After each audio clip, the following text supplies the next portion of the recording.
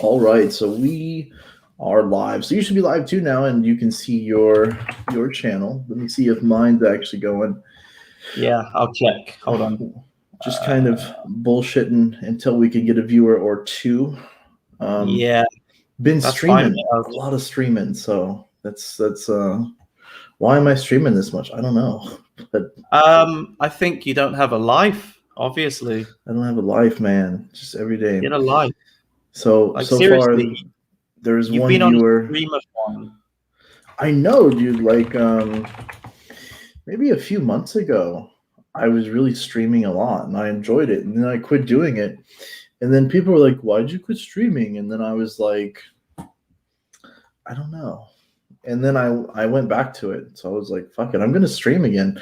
Like some people hate that like I stream. They're like, "Man, why do you stream so much? You should put out more videos." And then like when we put out more edited videos, people are like, "Man, like it's too many videos. You know, I don't have time to watch." And I'm like, "Well, you can't make everyone happy, you know." Well, that's the thing. You can't satisfy everybody. Like, everybody has their idea of what they want to watch, and you can't cater for everybody. You've just got to do you, man. That's the thing. And I think people don't realize like how much effort like editing is, and like that's why I have you do it a lot of times, is because it's like people don't realize like to do all those animations and shit, like it takes time, you know. It takes a lot of time and a lot of patience, especially when you have to look at one of those shills' faces for about 2 hours and like try and figure out how you're going to make their head explode and that kind of thing. It takes like forever. Making one head fly off takes like 20 minutes sometimes, you know, to make it I've look got good. it down.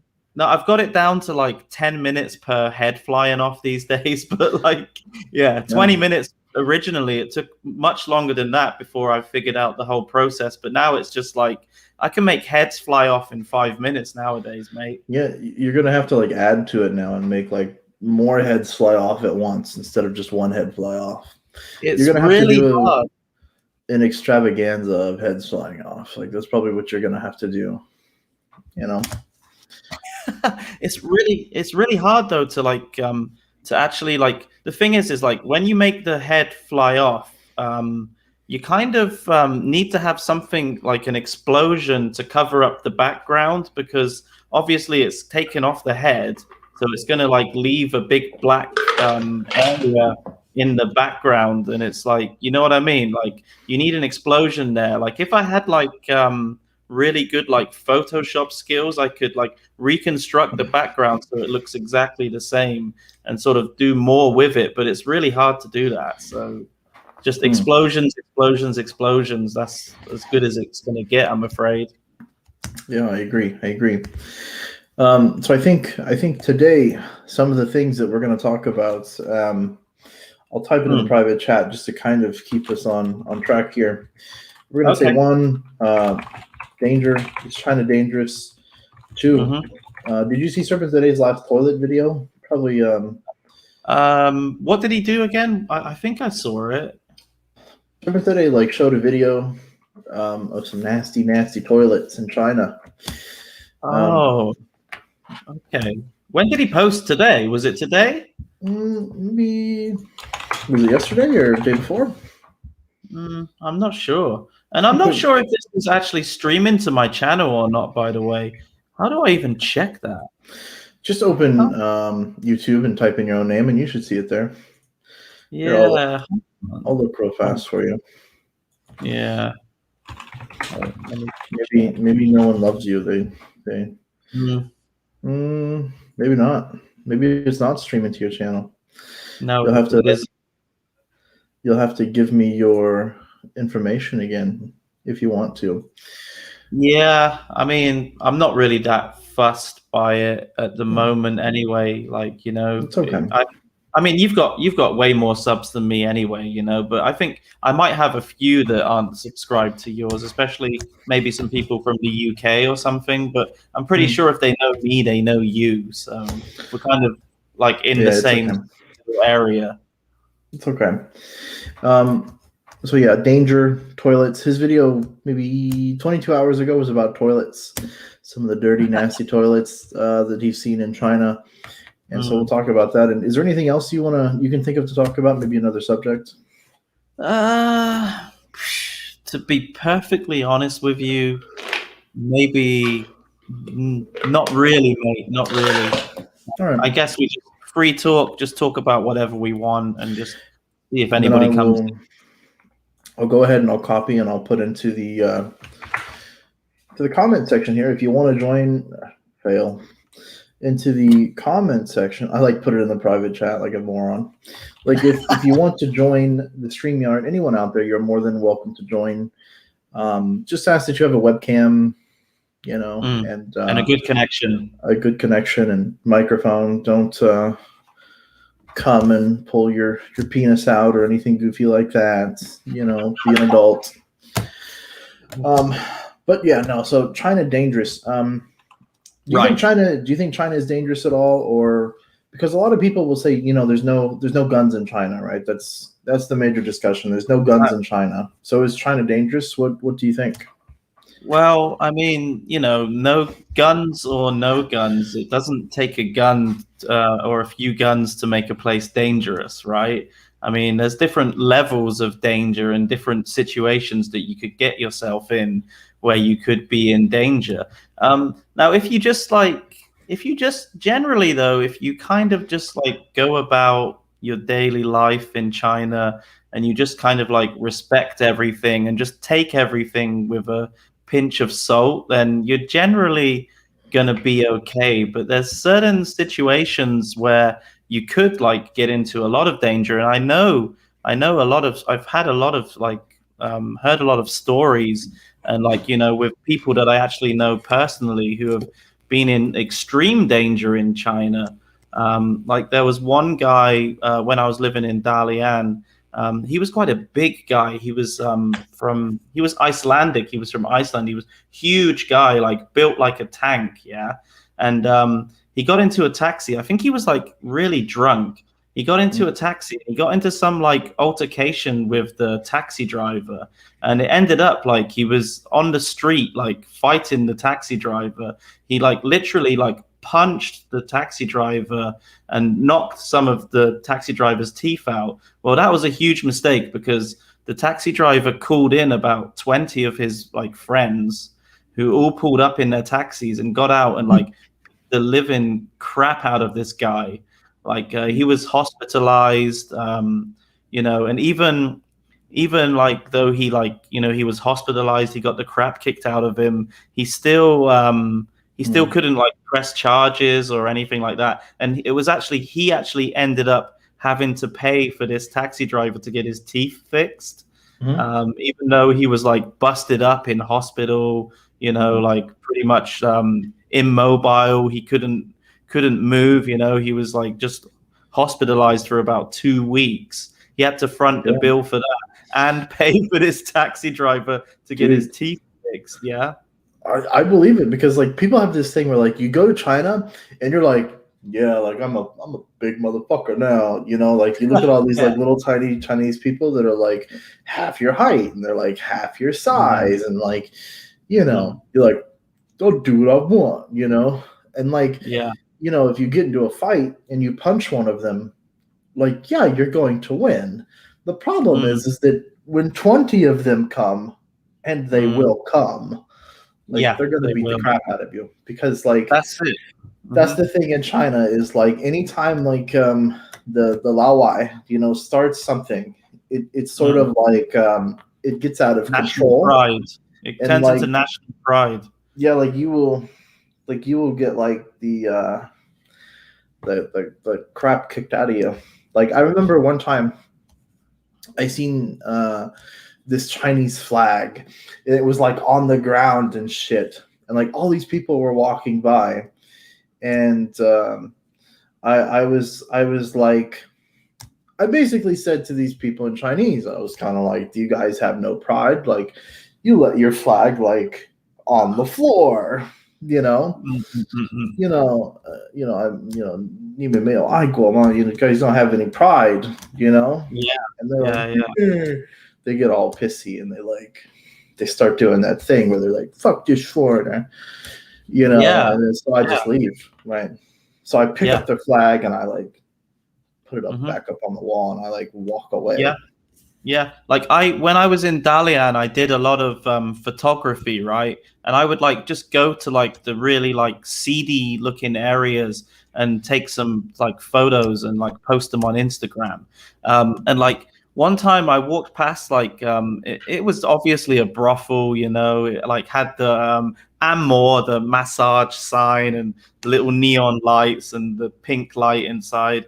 And I just like walked past it and I was like, I just like snapped a photo, but I was a complete idiot because I left my flash on the camera and it just like went flashed, and then Mm. like all of a sudden like the doors open and like some like burly big Chinese guys come running after me, and like I'm Mm. like literally sprinting like down the road with like my Mm. camera in my hand, my backpack, like fuck, how am I gonna get out of this one? And then like Mm. luckily like a bus like came just at the time that I was like running. I just ran onto the bus and like yeah, oh my god. But I was thinking if they caught me, like they would have for sure smashed my camera into a million pieces and maybe like beat the hell out of me, to be honest with you. It was really like nefarious.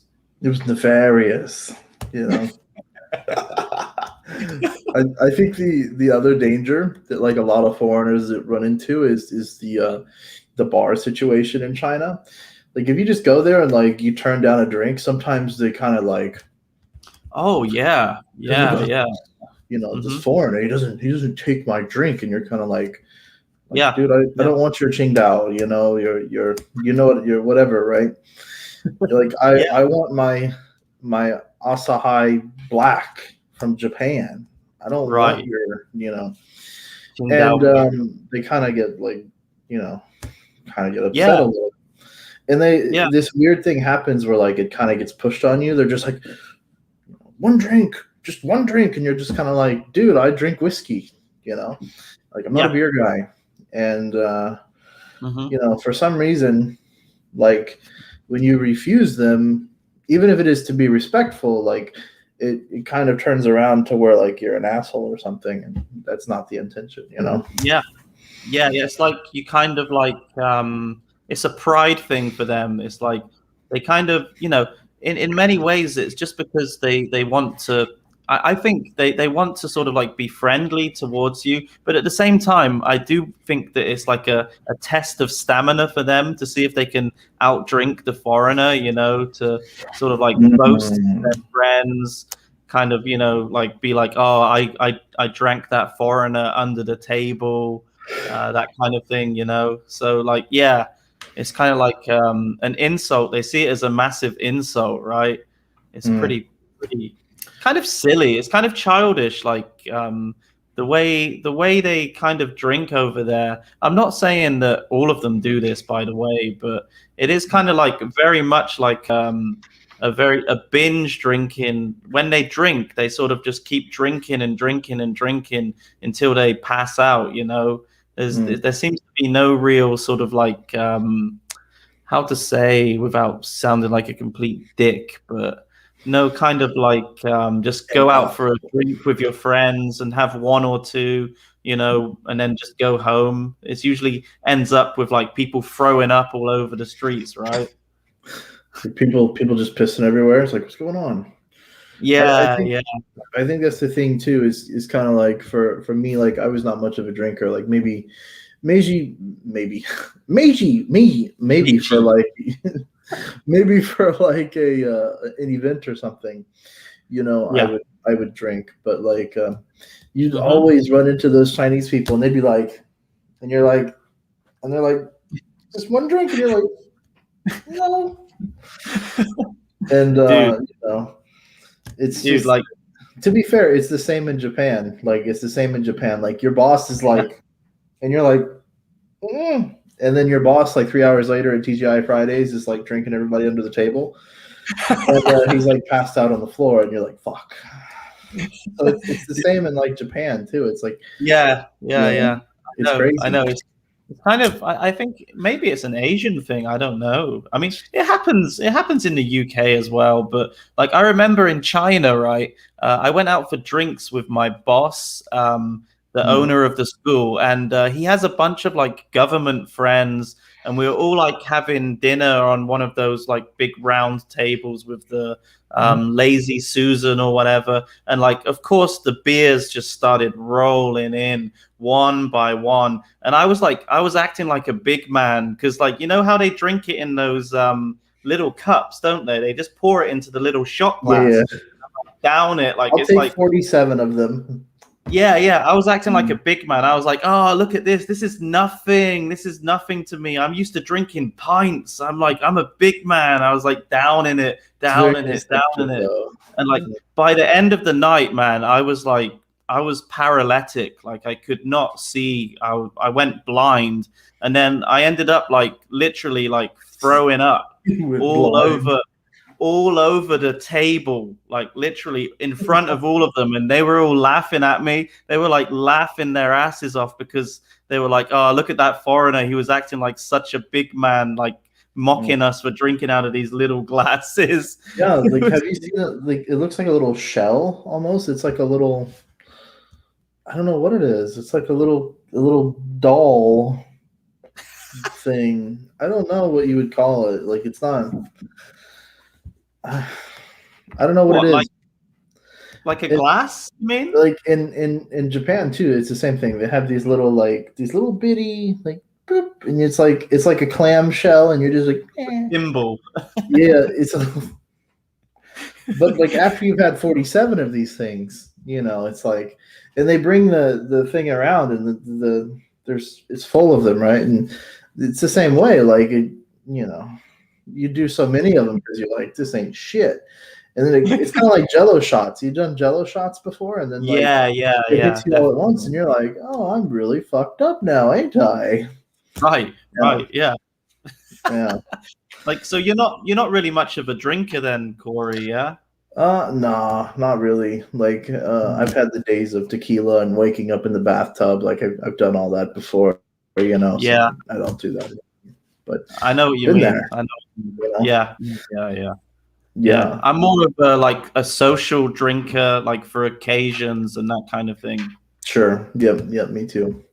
So I Mm. think that's something that's dangerous in China is if sometimes you turn down drinks and drinking in itself can kind of be dangerous too because with the alcohol poisoning and things like it's not always Yeah, necessarily like alcohol alcohol. poisoning, right? Sometimes it's like Mm. what else do they put in the shit that Oh, becomes I dangerous? have I have a story about that, but it's kind of dark though. I don't know if it's really appropriate for this Just stream. do whatever you want.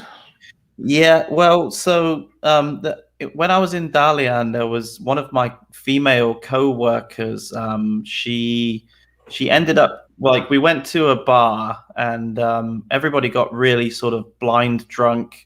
I got drunk quite a lot when I was in China, actually.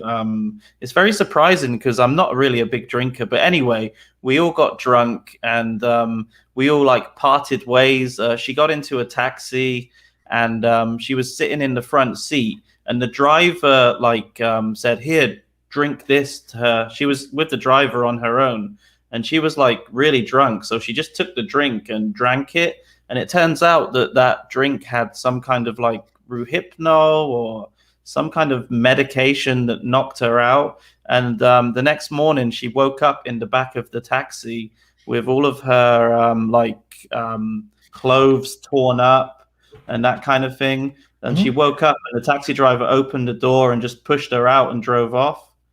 Like, so she doesn't really know exactly what happened, but it's pretty messed up. So yeah, dangerous. Yeah, China can be dangerous. Taxi drivers, and at least in Guangzhou, were like notoriously nefarious, we shall say. Nefarious. Uh, like throwing words together now. Like they were like in Guangzhou, like taxi drivers, like they were kind of dangerous in the sense because Mm. they were constantly scamming people, Mm-hmm. and so you never really knew like if you could trust them. Like it would be possible that they could drive you out into the middle of nowhere and say, "Hey, you're going to give me 600 RMB, or you got to get the fuck out of my taxi." And Yeah, you know, that's dangerous. That's dangerous. Like, because it's not really dangerous because you've probably got the 600 renminbi, right, in your pocket or in your wallet or even on WeChat Pay. But it's like you just really don't want to be getting ripped off, especially when you're not even a tourist there, when you Mm. actually live there, and you still have to face that problem, right? Yeah, I remember one time, and I think I've told this story before, but like I used to go to work in Foshan, and I lived in Guangzhou, and those cities are like they're right next to each other, but there's kind of a an area in between that you've got to travel through to get back and forth easily. And the only way Yeah. to do it is if you have your own car or is if you take a bus. And like, of course, the bus stops after a certain time. So I Yeah, remember yeah. I was like stuck in Foshan one time, and I had to take this black taxi, an illegal taxi, and like Mhm. I swear the dude was like driving through some of the most dangerous looking like back roads with like some of the most nefarious looking people ever.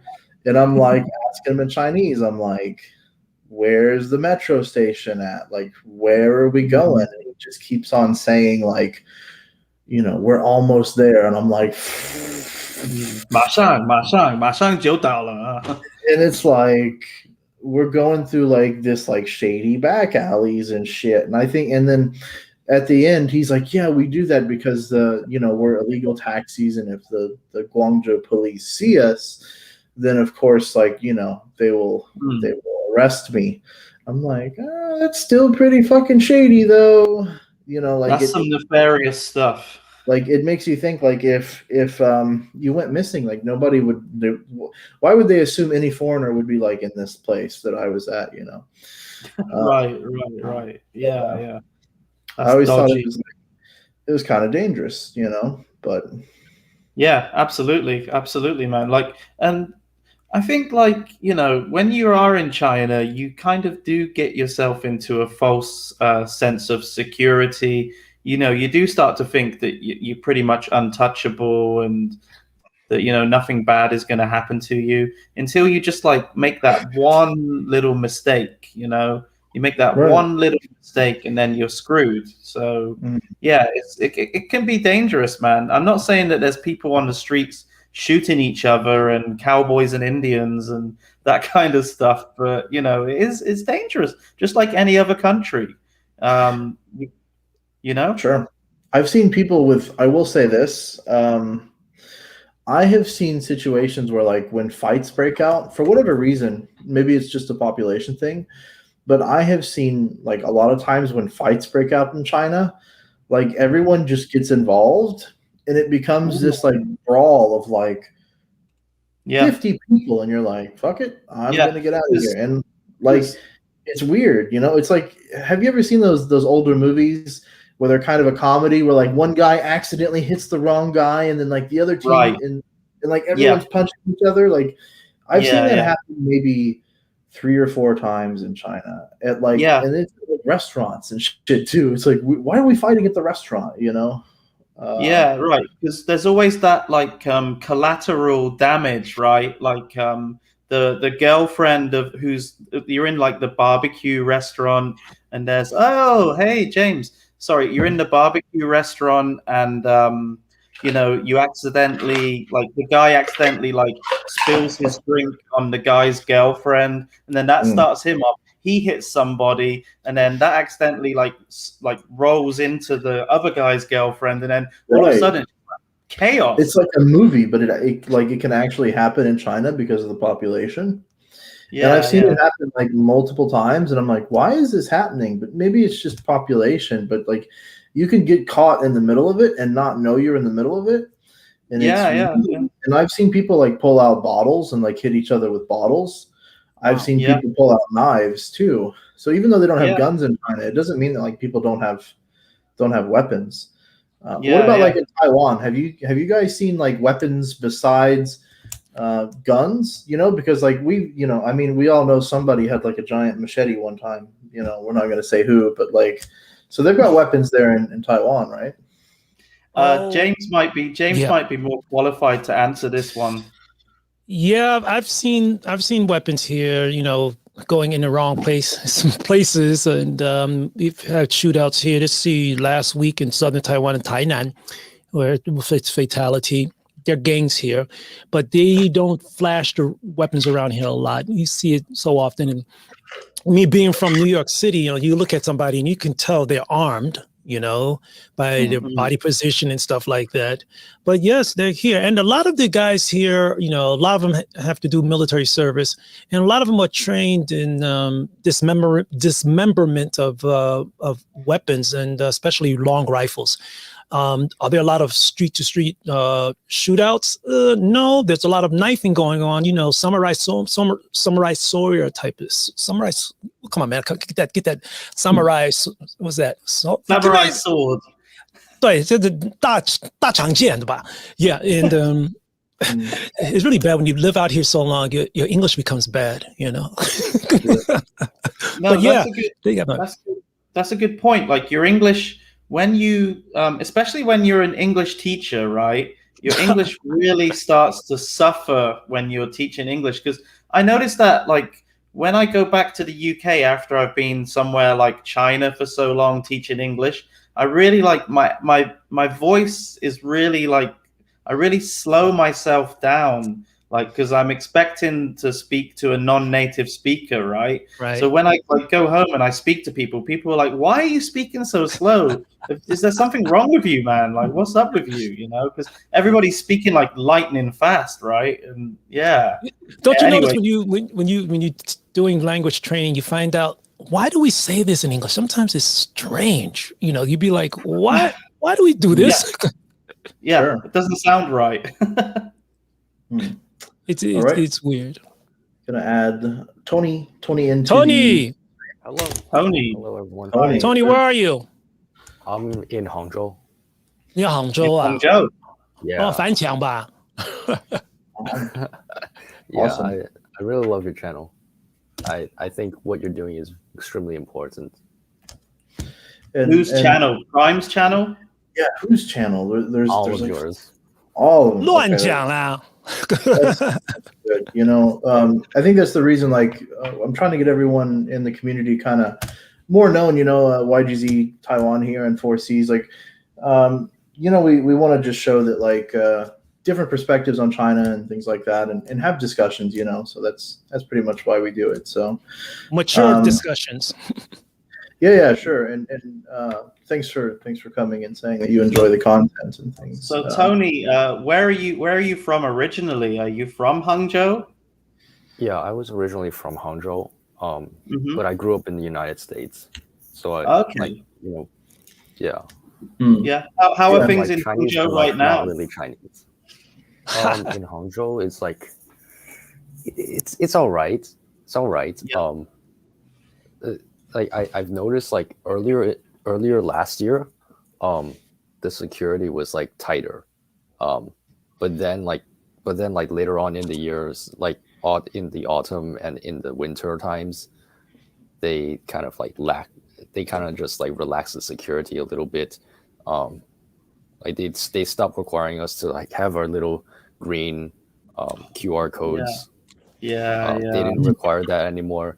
And now they're requiring it again. So you know what that means. Yeah, like security in China can change like instantaneously overnight. Yeah. When they have a meeting in Beijing or something, like you'll see metal detectors come up in metro stations, and like everything can change overnight. Whereas if like something like that in America, like it takes a long time for something to change in America compared to China, Right. Not to mention like in America, people would be like, "Whoa, what's going on here?" Like, oh yeah, people would be really why are these? Yeah, people would be like really like. Some people would be really angry. Some people would be like, "Yeah, whatever." But like in China, like everybody's like, "Yeah, it's just another day." Well, the thing is, in America, the UK, and places like that, people feel like they have the freedom to question that kind of thing, right? Exactly. Whereas in China, they really don't have the freedom to question anything like that, because they could end up in a whole world of trouble. So yeah, absolutely, Yeah. absolutely. And you know, that's Yeah. that's something that I feel quite proud of, myself personally, is that I can actually question them. Hmm. And I think the other thing I can is, privately question them, but it's not like I can like go on to like what a nigga 朋友圈 mm, Yeah, yeah, yeah, yeah. and then if you like go to your like saying friend some circle or stupid something, things. yeah, Right. if you go to your Weixin and you go to your friend circle, like you're asking for trouble in that sense.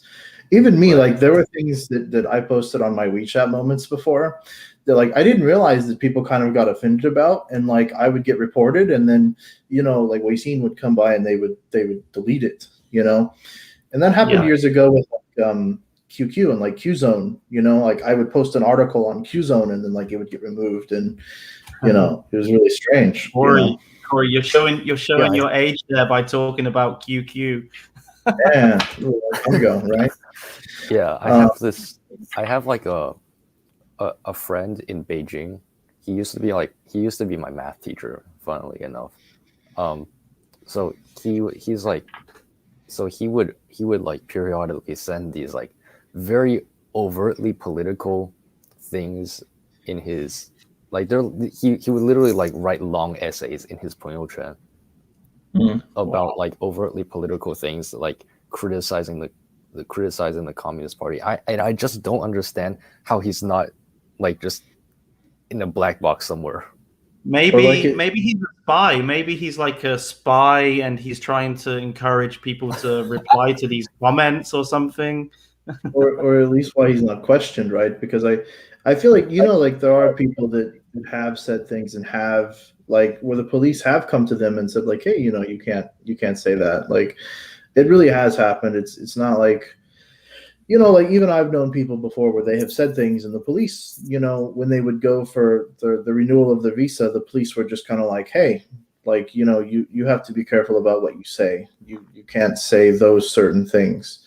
And especially like with content creators and videos and things, it never happened to me, thankfully. But it does happen. But I'm not, my channel's tiny, so yeah. Yeah. I want to ask Tony a quick question. Tony, Sure. are you a fan of the Shills? Am I a fan of the shows? Yeah. Absolutely not. Oh, I see. So Wow, which that's one interesting. which one do you if you were to pick one, which one would be the one that kind of irritates you the most? I think it irritates me. They don't really like irritate me that much. They just like kind of like just make me ask why. Well, this is the thing. I did something a couple of months back about how certain foreign nationals, they get the cultural bias or of the culture they're living. At some points, it becomes quite romantic for them in some ways because they have a personal investment, whether it's financial investment or relationship investment. Tony? What do you see may be some of the reasons why some of these shills have such type of attachment to the place, and what promotes them to present so much false narratives? Yeah, no, that's a great question, and of course, like it all depends on it. First of all, it all depends on like each person's personal what their life has been like prior to that. And That's a good point. for example, I obviously have like all of my family here in China, right? And that doesn't stop me from criticizing and questioning the party. And I think what makes them shields is that they're okay. I'm trying to like find a way how to put this like Yeah. Well, let me help you. selective amnesia.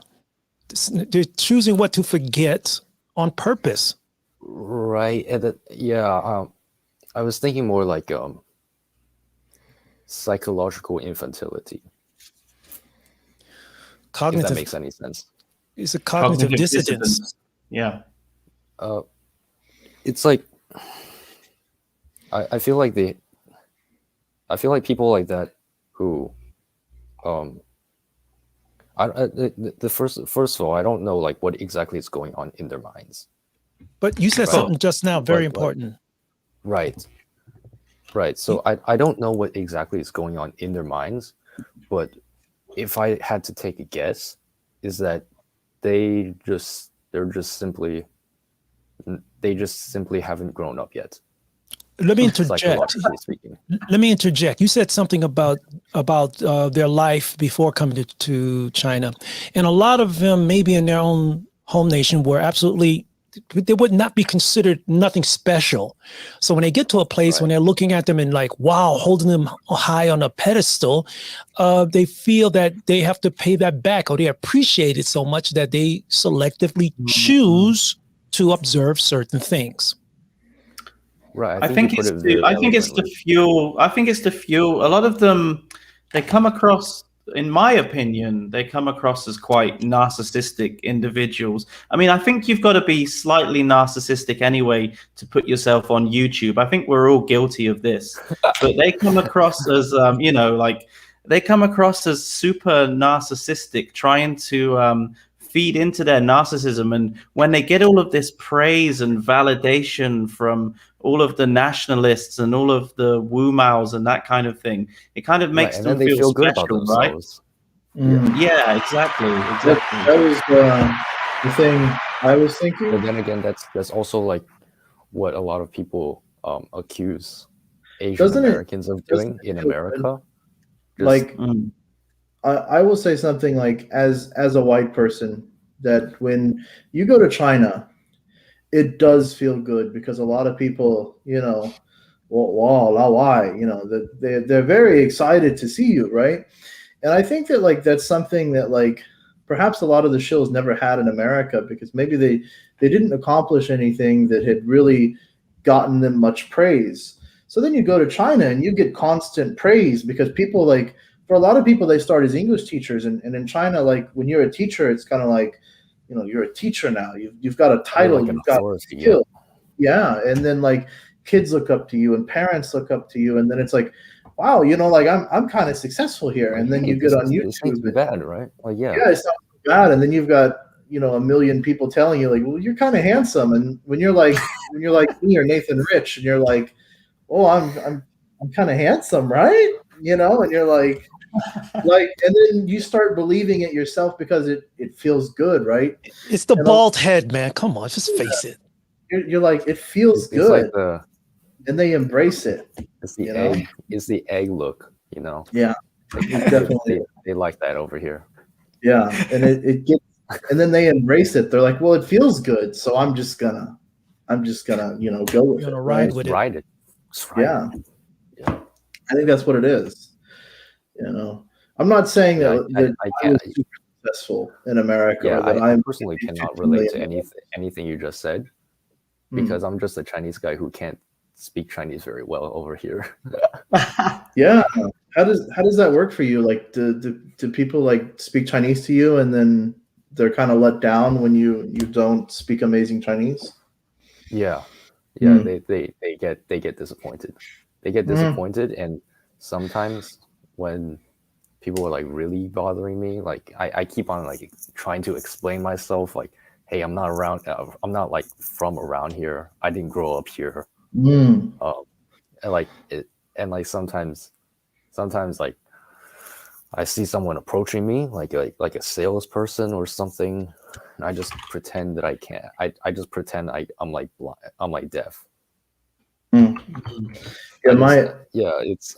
It's kind of funny.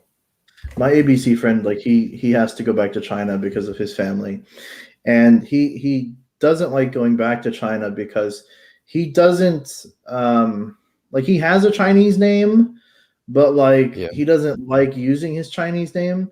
and I don't like using he my Chinese name either. and that's just his opinion. He doesn't speak super amazing Chinese, but it's okay.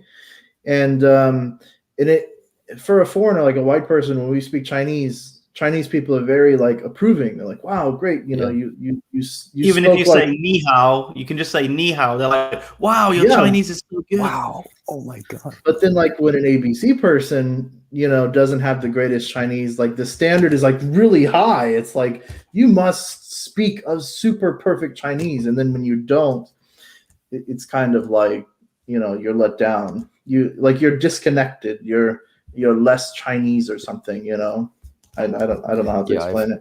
I've had like, because I go to school in America, and there's like a lot of Chinese kids who go there, Mm, go to my school, and in my old school as well. They went.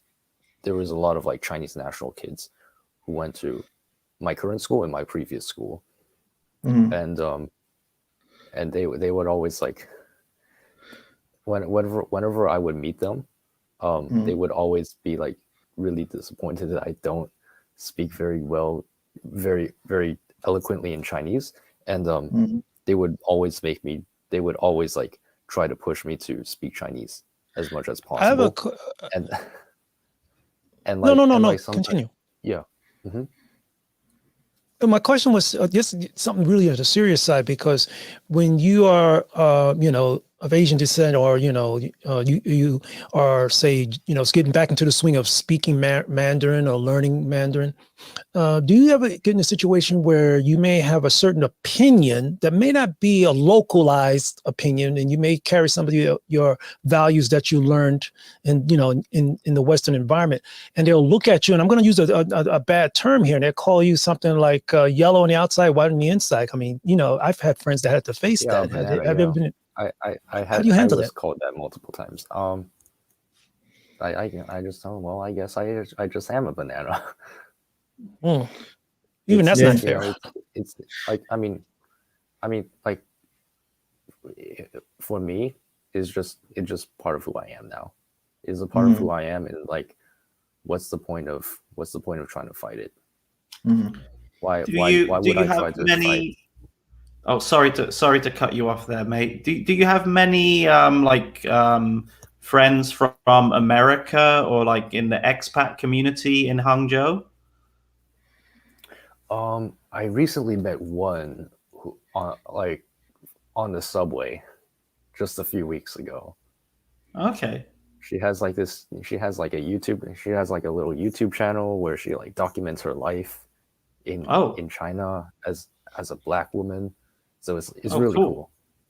A sister. Do you have a link to her channel?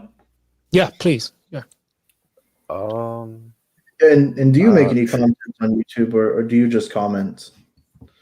I'm not really like too big of a content creator. I do post like some like music stuff. Like I'm really into music, so I do Or do you post have some a way music stuff. Like, that we can contact you? Because to be fair, and to give a disclaimer to people, like we don't know who Tony is. We didn't talk to Tony and be like, "Hey Tony, can you come on and like say this?" Like no, I Tony literally came just on came his on. Right. I'm own. like, oh, I can join. Oh, okay. Yeah. So like if you can给我你的微信, I can add you there, or Like Yeah, Instagram. I've enjoyed Instagram. having him on. I think he's been a good addition to this this discussion, actually. Aw, So thank good you. job. Yeah, you're Yeah. welcome. And also, if you don't mind me asking, like which state in America, if you don't mind saying, like, Which coast? I'm Yeah, from which New coast? Jersey. The East Coast, yes. The East Coast. Okay. I'm an East Coast boy. All That's my, right, there you go. ¿Tú hablas español? ¿Tú hablas español? ¿Tú hablas español? Poquito. Un poquito. Un poquito. God. Okay. Je parle en français. Un Oh, peu. conoces. Oh, okay. Aussi. Mm. Je déteste le français. Polyots. But moi aussi. Yeah, I can so relate. Yeah, okay. French class is kind of, yeah. So I just my Instagram is in is in our private chat. Oh, So, private chat. Okay. Sure. I'll search it up real quick. Okay. Okay. And okay, yeah. Since it has your name, I don't want to. I won't put it of on the course. screen or anything. But I'll give you a Wait, follow on there. okay. Cool. Yeah, and then we Wonderful. can communicate through Instagram DMs. Yeah, and if you don't mind coming on the stream once in a while and talking too, that's cool. Because to be honest, a lot of ABC, like or Chinese people in general, don't want to come on and talk because a lot of times they have family. It's like my wife. Like, there's no way she will like come on the internet and like show her face and like talk because it is a risk for her family making the kind of content that I make. Maybe if I was someone else, then it would be okay, but not with the content I make. So yeah. Mhm. Wow, this is really amazing, and thanks a lot, Brian, for putting this together because this is real. I mean, Tony, I didn't know anything about you showing up here, unless I'm being set up. But it's really great having you here and sharing your perspectives because it's good to hear how people, people on the other side, they say you don't know how it feels here because you're not here. You can't talk about this place. You're not here. Well, what kind of feihua is that? And you're Mhm. there, and what values Yeah. people have for more, morality wise. Oh, and the other thing I wanted to say was, for me, like as a white dude, like I grew up in the city and I grew up in like the hood, and like you pick up a lot of that inner city stuff, and a lot of people, they would call us wiggers. They would be like, you're a white guy that like, and because maybe we would portray a lot of the same things that African Americans would do, and rap music and all of that stuff. And like, I think a lot of times people don't understand that you become like a product of your environment. And if that's what you think is cool, like you portray that, not because like you want to be something you're not, but because it's just what you like, and sometimes that gets lost in translation with people, I think, A lot. So yeah. Guys, A lot. excuse me for 1 second. I need to go and make myself a cup of tea. I'm just going to stop the camera for a sec. You guys carry on. Enjoy. I'll be back in about 5 minutes. You're not wearing any pants. British. You better tell I'm the British. truth. You're not wearing any pants. I've got to drink my tea. I've got to drink my I'm tea, just joking. man. Yeah, drink your tea. Okay, you see those British, British. Okay. I'll be back. Alrighty. Yeah, and I'm going to post the link. So if anybody else wants to join the StreamYard, you can just go ahead, click the link, and join in. I just ask that you have a webcam or something so that we at least know you're not. Yeah, fingerprint. bots, We take your yeah. fingerprint. Tony, another question. Just hypothetically, if you were to meet one of those guys, just meet them, Just meet one. would you respond to them? Would you say something to them, or if you just took it upon yourself at a particular time, you meet one of them, what would you say to one of them? And the next thing is, who would you prefer to meet? All of them. How would you respond to them? What would you say? I think I'd be willing to meet any of them, to be honest. And like, Really? yeah, I think so. I'm pretty open to meeting people, regardless of their beliefs or opinions or lack thereof. But like, what I would say to them, that's interesting.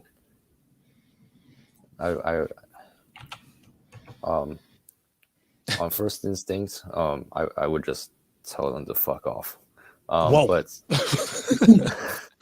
That's but on second thought, that's probably not a good idea. that's very ghetto. You know that, right? Yeah, You really are American. Holy shit. yeah. That's very yeah. good. I'd say I'm probably more American than a lot of Americans I know. That happens sometimes, right? Like, I know some people that have like came to America, and then you come to find out like maybe they're more American than I am. I'm like, geez, like they have more American pride than I do sometimes. It's Yeah, I do think I have like a lot of American pride because I know that my country doesn't have like the the luxuries of and the freedoms that everyday Americans enjoy. Yeah, that's the But, amazing but thing. that's a kind of like but that's kind of like drifting from our topic at hand a little bit. But what I would say to one of those people would probably be like, I don't know what I would say to them.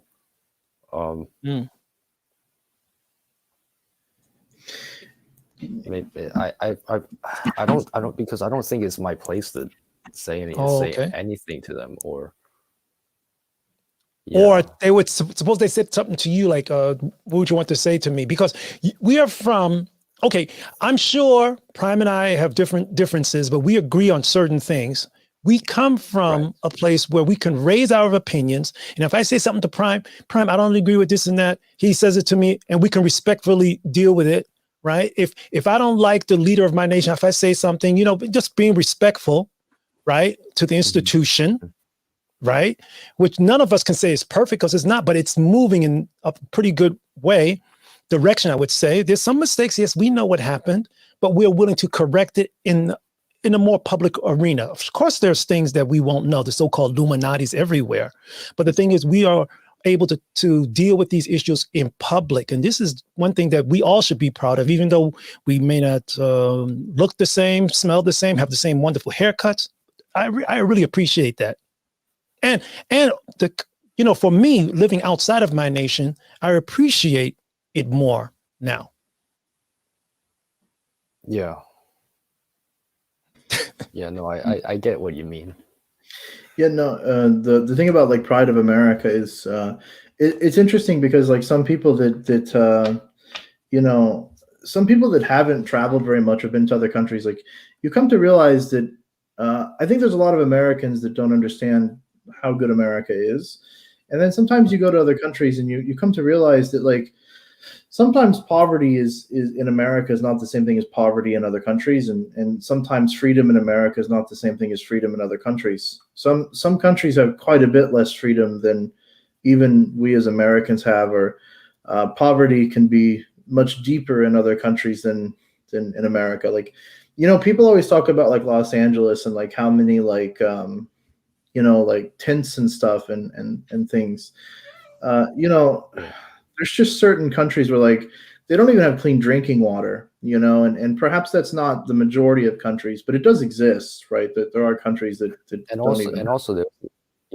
there's also the thing to consider, like maybe that's not a fair comparison. I think like here was the funny thing that used to happen with China for me was a lot of times like Americans, like we compare ourselves to other countries, like in a sense of we would compare ourselves to like Germany or France or Canada or the UK. And a lot of times China used to compare itself to like some African country. And I would be like, well, why are you comparing like yourself as such a large country of technology and wealth to smaller African countries, right? And that was always weird, for me.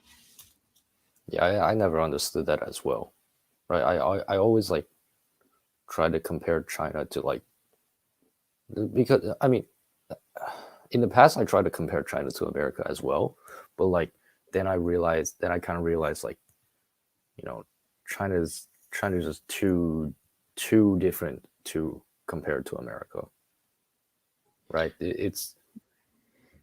China is the opposite side of the spectrum in many ways than America.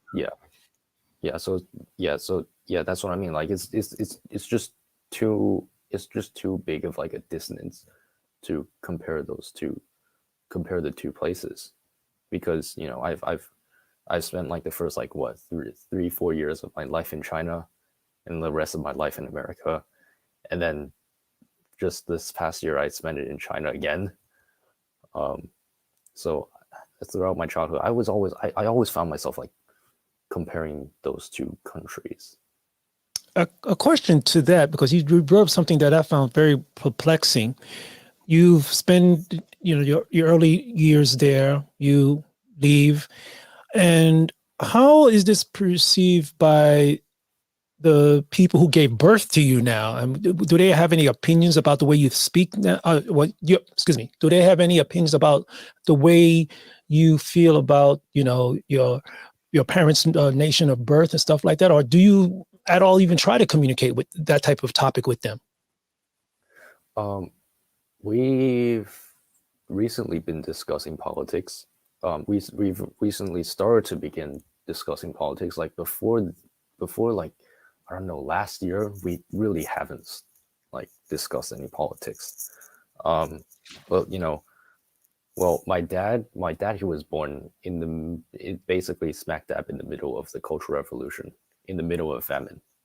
So, and it's not quite surprising. It's not really surprising that he is a lot less supportive of the party than my mom, who was born like 9-10 years later. So, and what they think about my opinions, like my mom doesn't like the fact that my mom does not like the fact that like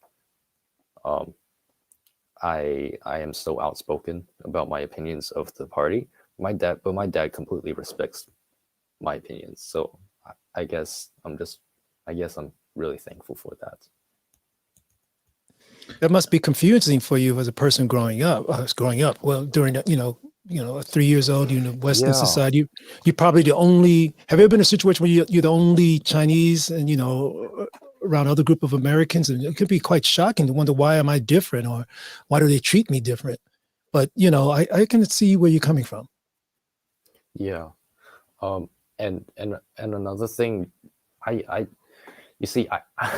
I used to be like really pro-communist back in like I think middle school. Yeah, I used to be like quite pro-communist because honestly I was like really ignorant back then, and I know that now, so I guess that's a good thing. But my reasoning for that was like it was very surface level stuff. Like when I left China, I remember in like 2008 or like 2009, I remember like oh, it's nothing special. And then when I came back to China, like in like 2018, I think, basically everything about my city changed, like technologically wise, and like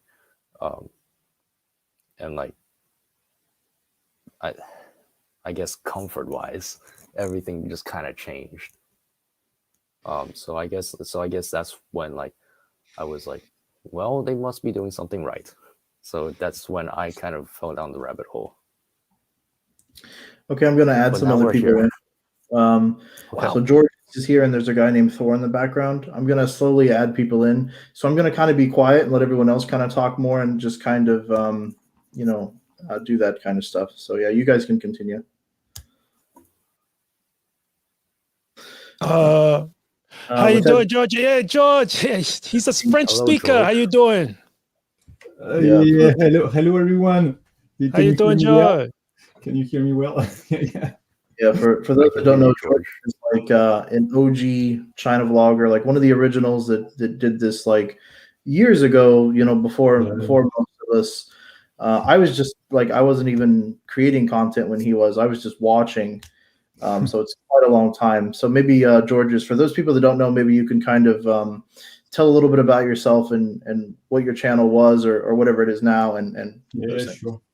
Yeah. I don't do YouTube much these days, but initially it was just I was living in China, like, so I wanted to share, the everyday life, and I think I was one of the first. I mean, there was already Serponzele, Winston, and I think there was the other guy, his friend. What's his name? Anyway. Lao Wai. Yeah, Lao Wai. I probably started at the same time as Lao Wai. And the idea at first was to show my everyday life, because when you are in China, there's such a huge cultural gap that you are like every day you are questioning yourself. You're asking yourself question: why? Then it makes you a bit frustrated. You get angry because you don't understand. You say, why? Then you need to talk about it. So I was like, okay, I need to talk about this. I need to say something. And then I think anyone who goes to China will feel this way. So. Yeah, I remember watching one of your videos. It must have been about 8 years ago. 8 years ago, you were on on a football field, and you were talking about how your child was getting bullied or something like that. Yeah, that's possible. I'm not sure. I'm not sure exactly because I did so many videos. Maybe. Yeah. That what's sure is it's a little bit like Tony. I think if you are a mixed kid in China, and as a foreigner in China, you always stand out. People always say, "Oh, Lao Wai, Lao Wai, Lao Wai, Lao Wai," and it really gets on your nerve after a while because hey, come on, I'm here for the last 10 years. Why you treat me like a foreigner? I just want to be part of the of the crowd. You never will be. You'll never be part of the in China, and it's really weird because here in Taiwan, people do not point at you and call you a Lawai. I think I had it one time where I walked past some guy and he was like, "Oh, Wai Goren," and then I turned around and I confronted him, and I think he said sorry. So it really doesn't happen in Taiwan. It's really weird. It's interesting. It's interesting the maturity level, cultural wise. I mean, because we know that the U.S. military was here and the history of Taiwan. But I noticed that they have more of a cultural IQ in a sense because of their openness. Taiwan is one of the first places out here in Asia that had, say LGBT, rights here and, there's marriage and stuff like that. They're quite progressive, but they had their, turbulent type of, processing of doing new and innovative things, but they have outgrown it and learned how to work together for the most part better than a lot of other places. You said something about someone calling you a foreigner, maybe okay. Well, I'm not a local person, fine, but you're able to put in their mind that maybe it's not appropriate, and they look at it and say, well, okay, I apologize. I mean, I remember I joined the airsoft team here, and the guy said, what's your name in Mandarin? And I told him the Taiwanese name. My name is Olang, and that means black man. And he looked at me, and he was like saying, I'm not going to call you that, in his back of his mind. So, and these turned out to be lifelong friends. But, here it's it's like calling somebody a name like that actually brings you, it's like a sense of brotherhood almost. But nevertheless, I noticed that their cultural awareness is a lot quicker because of their openness and the allowance of letting information flow in and out freely. This is what I've noticed. So it's always about race. In China, it's always about race. If you are not Han Chinese, you will always be excluded. You can never be Chinese, and that's why I was writing the word transhumanism. Transhumanist. I don't know if you agree with this. Transhuman, someone is only about the ideas, and even the ideas don't matter. Maybe we are moving toward transhumanist everywhere in the world. Like you cannot be a male anymore, you cannot be a female anymore. Okay. There is no skin color. You are not black. You are not white. You are not Asian. But that's not going to happen anywhere. And soon it's going to happen everywhere. And soon we'll be connected like the machine. And in a way, sometimes I was always wondering, I was thinking maybe China is closer to transhumanism because Chinese people, in a way, they don't care about good and bad. They're always like, oh, yeah, I don't care. It's not good. It's not bad. Anything, you can do something terrible and the level of morality is very low. Like, for me, sometimes I was in China and I see things happening, then nobody reacts. In the West, you will be like, "Hey, what are you doing?" And but in China, you can do some things, nobody's going to react. It's mind your own business or whatever. Yeah, okay. There's not this duality in the West. We have this duality. I don't know. Transhumanist in some aspect, China is more transhumanist than the rest of the world because they will just follow and they don't care if it's good or if it's bad.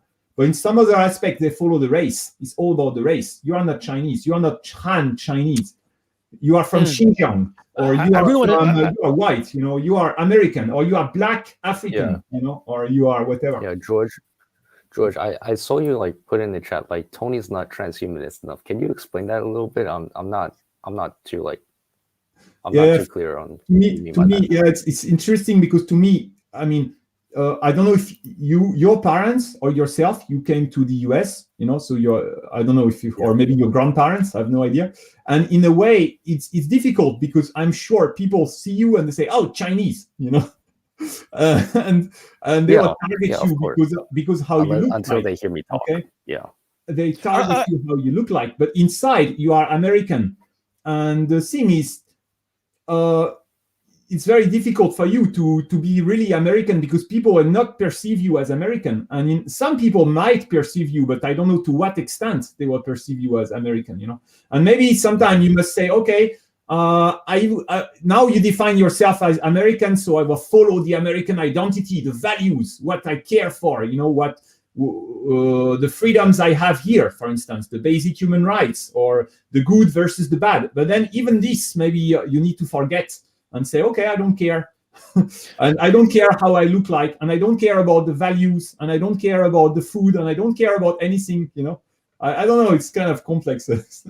George, I want to play a devil's advocate here because China, as far as seeing race, China is not the only Asian nation that has that kind of perspective. I mean, have you been to Korea? Okay, no, I've not been, but my Japan. sister-in-law, yeah, it's the same race. Everywhere. No, it's the same but different, right? And the thing is that we learn, I think, from my point of view, from living and being a Western person, African American, is that we were taught certain narratives, whether you can say they're truthful or not now, or were they truthful when we were taught. We have learned a certain commonality of justice and morality. I think that's what we all carry, and we have to be careful on how we even take those values and place them elsewhere, because we have all different historical references. Yes, it is bad. It is bad, and as a so-called becoming a global entity, I guess we have to learn how to overcome that, but it's not going to be easy. But I do understand when you say that about being in China. I mean, I've had names called at me, but I'm at the point now that I can sit down and actually calm down and look at it more as a way of feeling sorry for them. That's how I look at it. Well, that's the end of the party. No, what you say is very interesting. It's very difficult because you feel frustrated. You know, you feel frustrated. You feel it's not fair.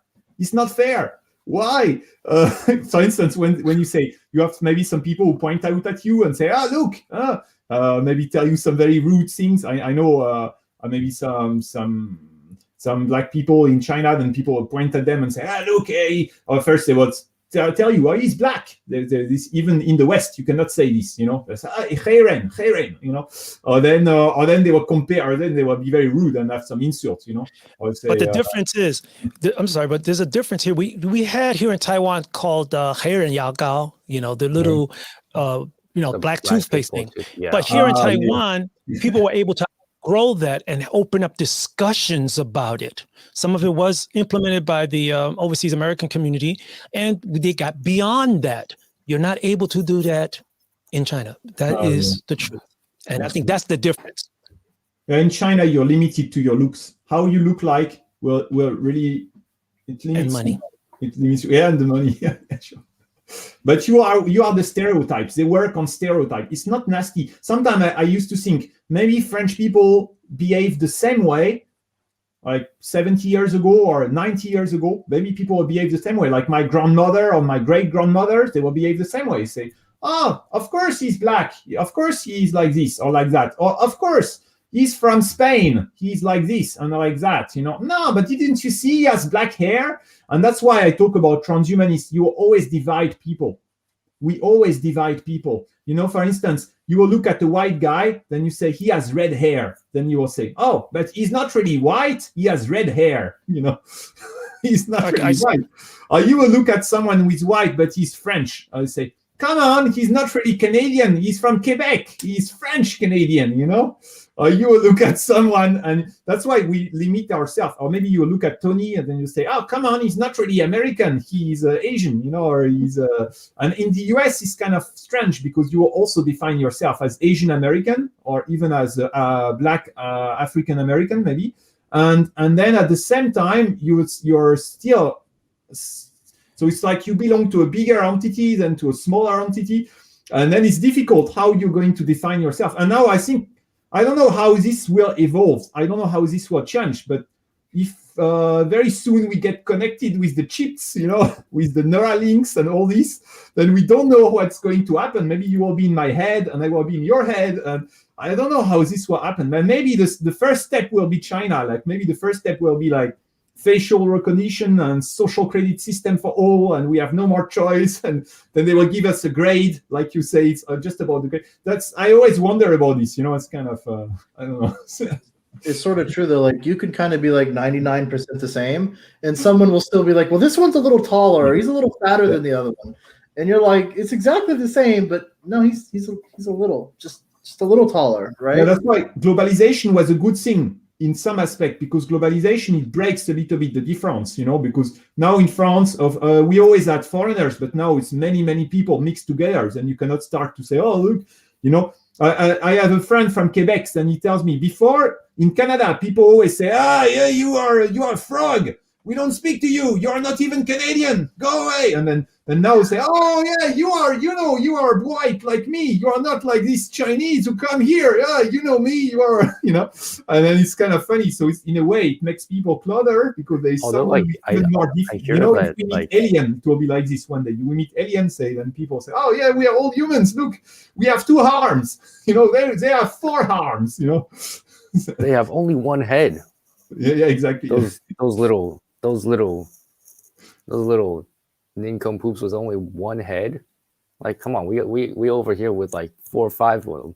Yeah, exactly. Although I do hear that Quebecois is like quite different, like sound wise, from like French. Yeah, exactly. In fact, French people, as many French people, they will look down on Quebec. They say, we don't know what they talk about. It's not. That's kind of funny, because when you take the native English speaker, like maybe Americans and people from the UK and Australians, I think there's really maybe there's some jokes, but I think you get along well. You all belong to the kingdom of. It's the kingdom. There's the queen. Or there's some kind of unity. But for the French, it's like, we don't like these people from Quebec. We don't understand what they say. Oh yeah, unless they were farmers. Yeah, and then there was never a kind of unity, except it's opposed to the native English speakers, and they were the opposition. Yeah, free Quebec. Yeah, we don't want this. Free Quebec. I don't know. It's kind of it's always as opposed to someone. It's kind of.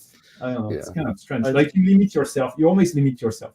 I think that's funny because keep the love. It's difficult to keep the love, and especially when you live in China for a long time, then you feel like, oh, it's not fair. Why I don't get the visa, or why I don't get the nationality, or why I don't get this, and then also the conflict of values. Why they treat us. I can relate to that a lot, except for America.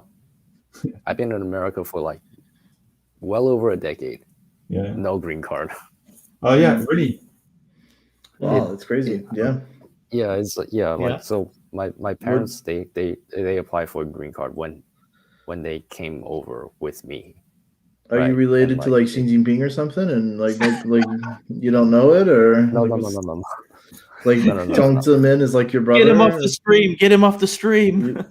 You have some like CCP relation or something we don't know about. I love no. Yeah, no. I have a question about herd mentality in China. What are your guys' perspectives on herd mentality? 一窝蜂心态. What are your guys' perspective or view on that? And which shape has this herd mentality? Has it changed it to a mob mentality, or is it just simple group thinking? What do you guys think about that? You see, I've always been like interested in Nietzsche's work. Nietzsche, yeah. Yes. Yeah, and he wrote quite extensively about herd mentality. He called the herd like below humans. Basically, I don't quite remember, but like he was like he basically said like the herd mentality is like this. It will destroy humanity at some point. Right.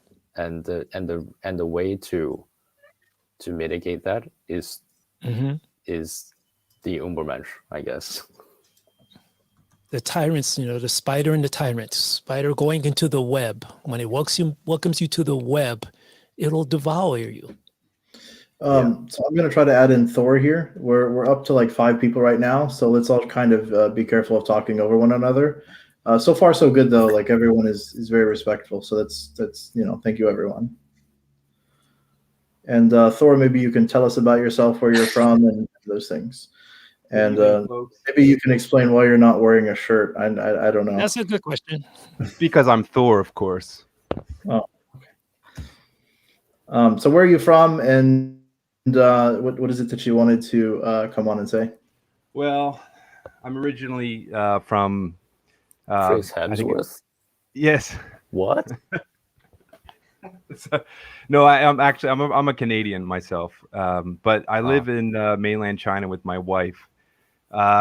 We came to Taiwan literally just over a year ago, and we were here on a vacation. We were kind of moonlighting and thinking about moving here from mainland China, and the pandemic happened.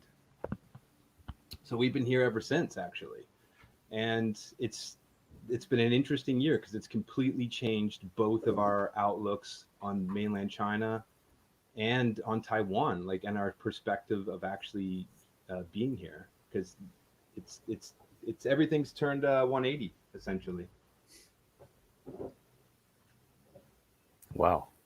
Yeah, it's for both of us actually, which was really, I mean, dumbfounding. We didn't think that was going to be the outcome of a 2-week trip to Taiwan that's turned into, I don't know what it is now, 13, 14 months in.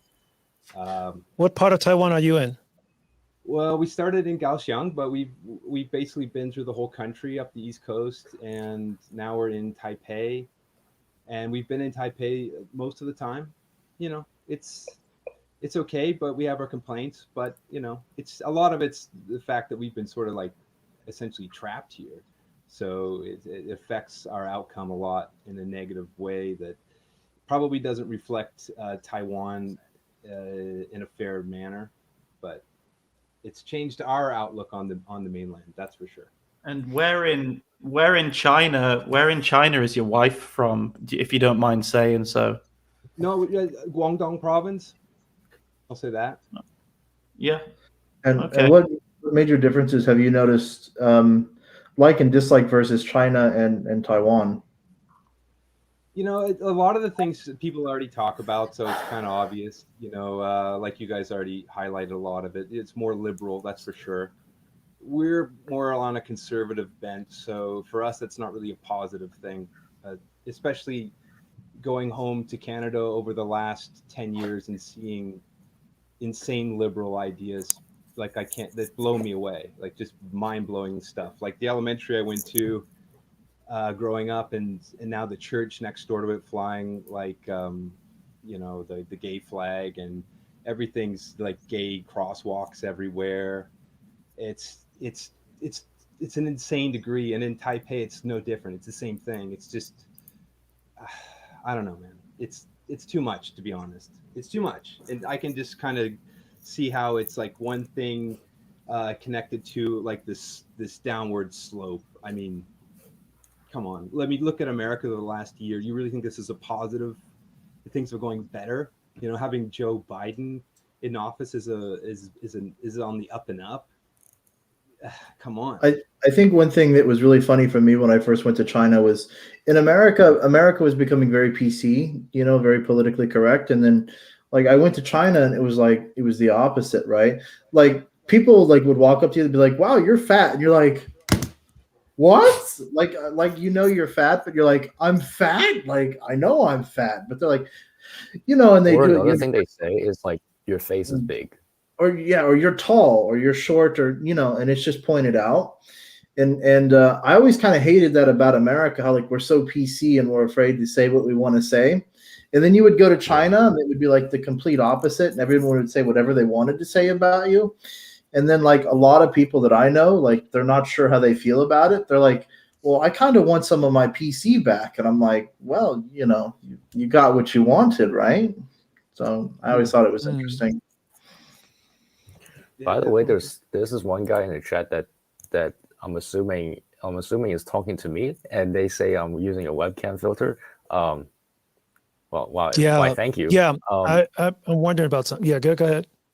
Why? Thank you. I'm not using a webcam filter. This is just the shitty quality of my webcam. Yeah, are they talking about Tony or Thor? Yeah, Thor. Thor is using about it's fake. Yeah. fake face. Deep. Come on. Yeah. Yeah. It looks like Yeah, but is it just the fake face, or is like the complete? Because you can do like a Deep complete fake. body fake. No, it's just the face. It's just the face. The hair's real. The hair's real. Yeah. Oh. It's a I deep grew it fake. just for this. Just for this. It's a deep fake. Oh wow! I just noticed that. I know. I have Tony, my that's screen. me. I can see it here. It's very easy to see here. Yeah. No, I'm like sitting like Tony's over here like, and like this. Not me. Tony's like, what? They think I'm fake? No. No. I think people. This is just my shitty webcam. Yeah. So. Yeah, but yeah, it's just I would like to just say interesting. that George, I'm a huge fan of George. I like George. I've been in your comment section for a long time, trolling you and playing with you and talking with you. And I got mucho respect for George and Prime too. Like I troll you a lot, but I got respect for you. I think your videos are awesome. You're funny as hell, man. Your edits are super funny. They're super good, buddy. Yeah. YGZ does a lot of my editing, now, especially lately. Like I don't even mess around. Like he just does the editing. So if you like my editing, you'll like his editing because most of it's his. About George's, yeah, like George's was the first person that was like in China, and he was like there is no freedom of speech, with your French accent, and everybody else was kind of like, fuck, like George's is gonna go to jail, and like everybody was like, George's, like tone it down a little, and like you kind of did it anyways. Maybe I don't know if that's like the French guy in you, but you're like, fuck this, I'm gonna tell people what I want to tell. Son of a bitch, he did it.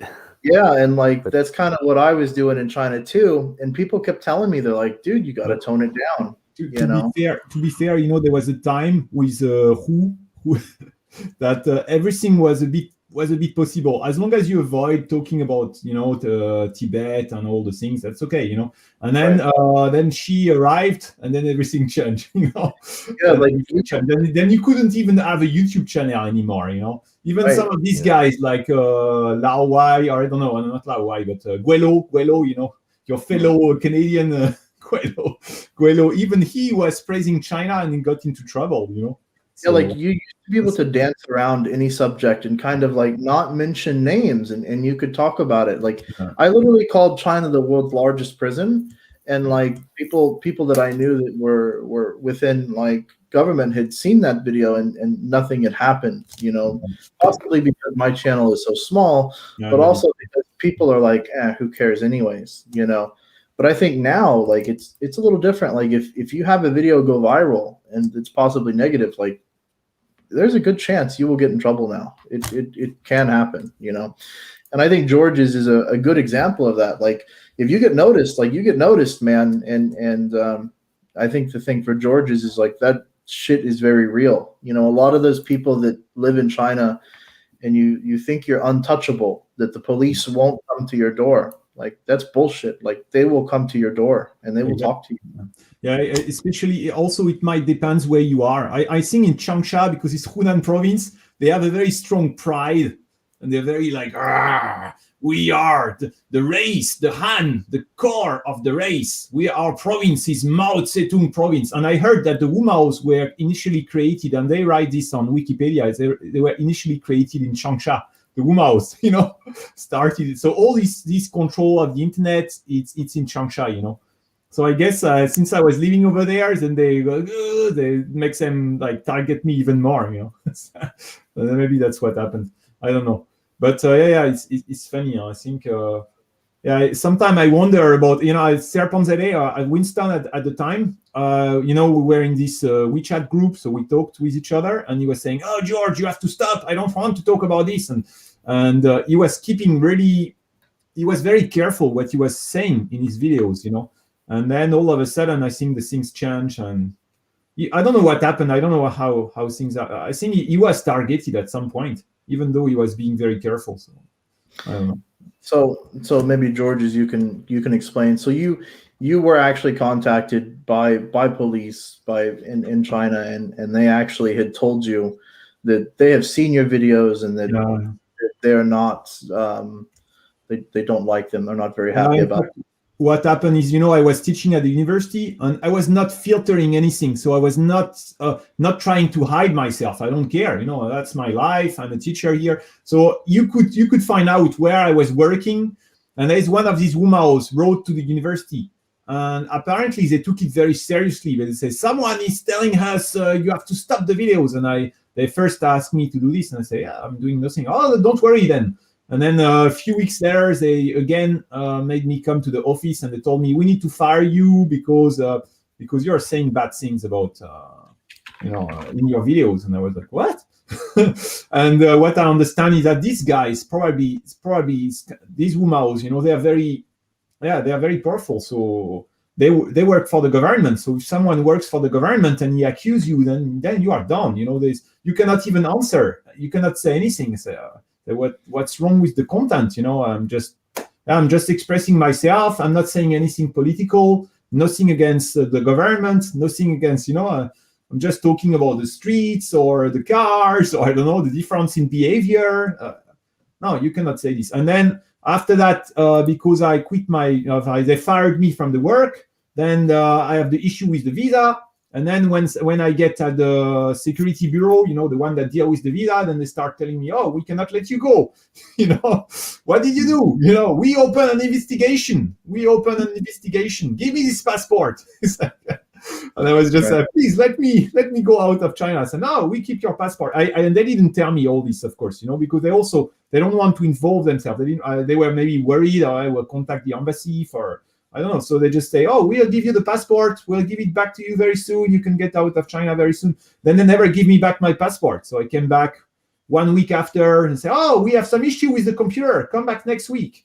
And next week, oh, sorry, we still don't have your visa. There is something. The next week, then it took like 1 month. I was like, hey, come on, And then, oh, yeah. And then you need to go and see the boss in the office. And the boss was like, there is an investigation, and you have to say something good. I heard you do videos about China. This guy had the translator, it's the big boss for the security bureau, So this is the main boss. It's like the head of police for the whole province, So the province is like 60 million, 70 million people, and he's the head of the police, basically. And this guy is telling me, oh, you need to do positive content about China. And say, oh, you know what I mean. You need to do positive videos. Then I was, can I get my passport? And you need to do positive content. So I was like, then after that, I was doing like positive content on my channel. I say, oh yes, many things I love about China is the food. This food is so delicious. The things I love about China is, yeah, you see, you can sing on the street and dance on the street. You have so much freedom here. The thing I was doing all these videos, and then they gave me back my passport, and I was free to go. Really? When I left China, I really felt, I was really, my heartbeat. When I left China, the last day I left China, I crossed the border. Then they checked something on the computer. Everything is on the computer. Everything will be in the computers, and they were looking at me. Then they called. Then I was like, "Can I go?" And then he was like. Then he went to fetch his boss, and then they were like checking, and finally, and then I moved out. So I'm not even sure what's written on the computer, But I was very happy when I could get out, because Were you scared? Wait, they like specifically told you like you had to do like positive content. Yeah. They say I what kind of positive content did you do? You need to do. I asked me, do you like China? It's like, do you love China? Your wife is Chinese. Do you love China? And me, I start answering, yeah, I love China, but I also love my wife, but I tell her, I said, do you love China? And he was like kind of pissed because I'm saying love it. China. Yeah, I love China, Do you understand? Do you love China? Positive content, positive, I balance. love China. It's like that one scene in like Home Alone when the kids playing the little movie in the hotel room, and then the hotel people come in, and then like the TV says like, get down on your knees and say you love me. And then they all say in unison, I love you. It's like that kind of situation.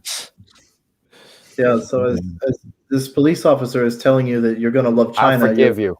But my Tommy gun don't. You just love China more and more, huh? You're like, yeah, I see what you're saying. I think I like China more now than I did 10 seconds ago.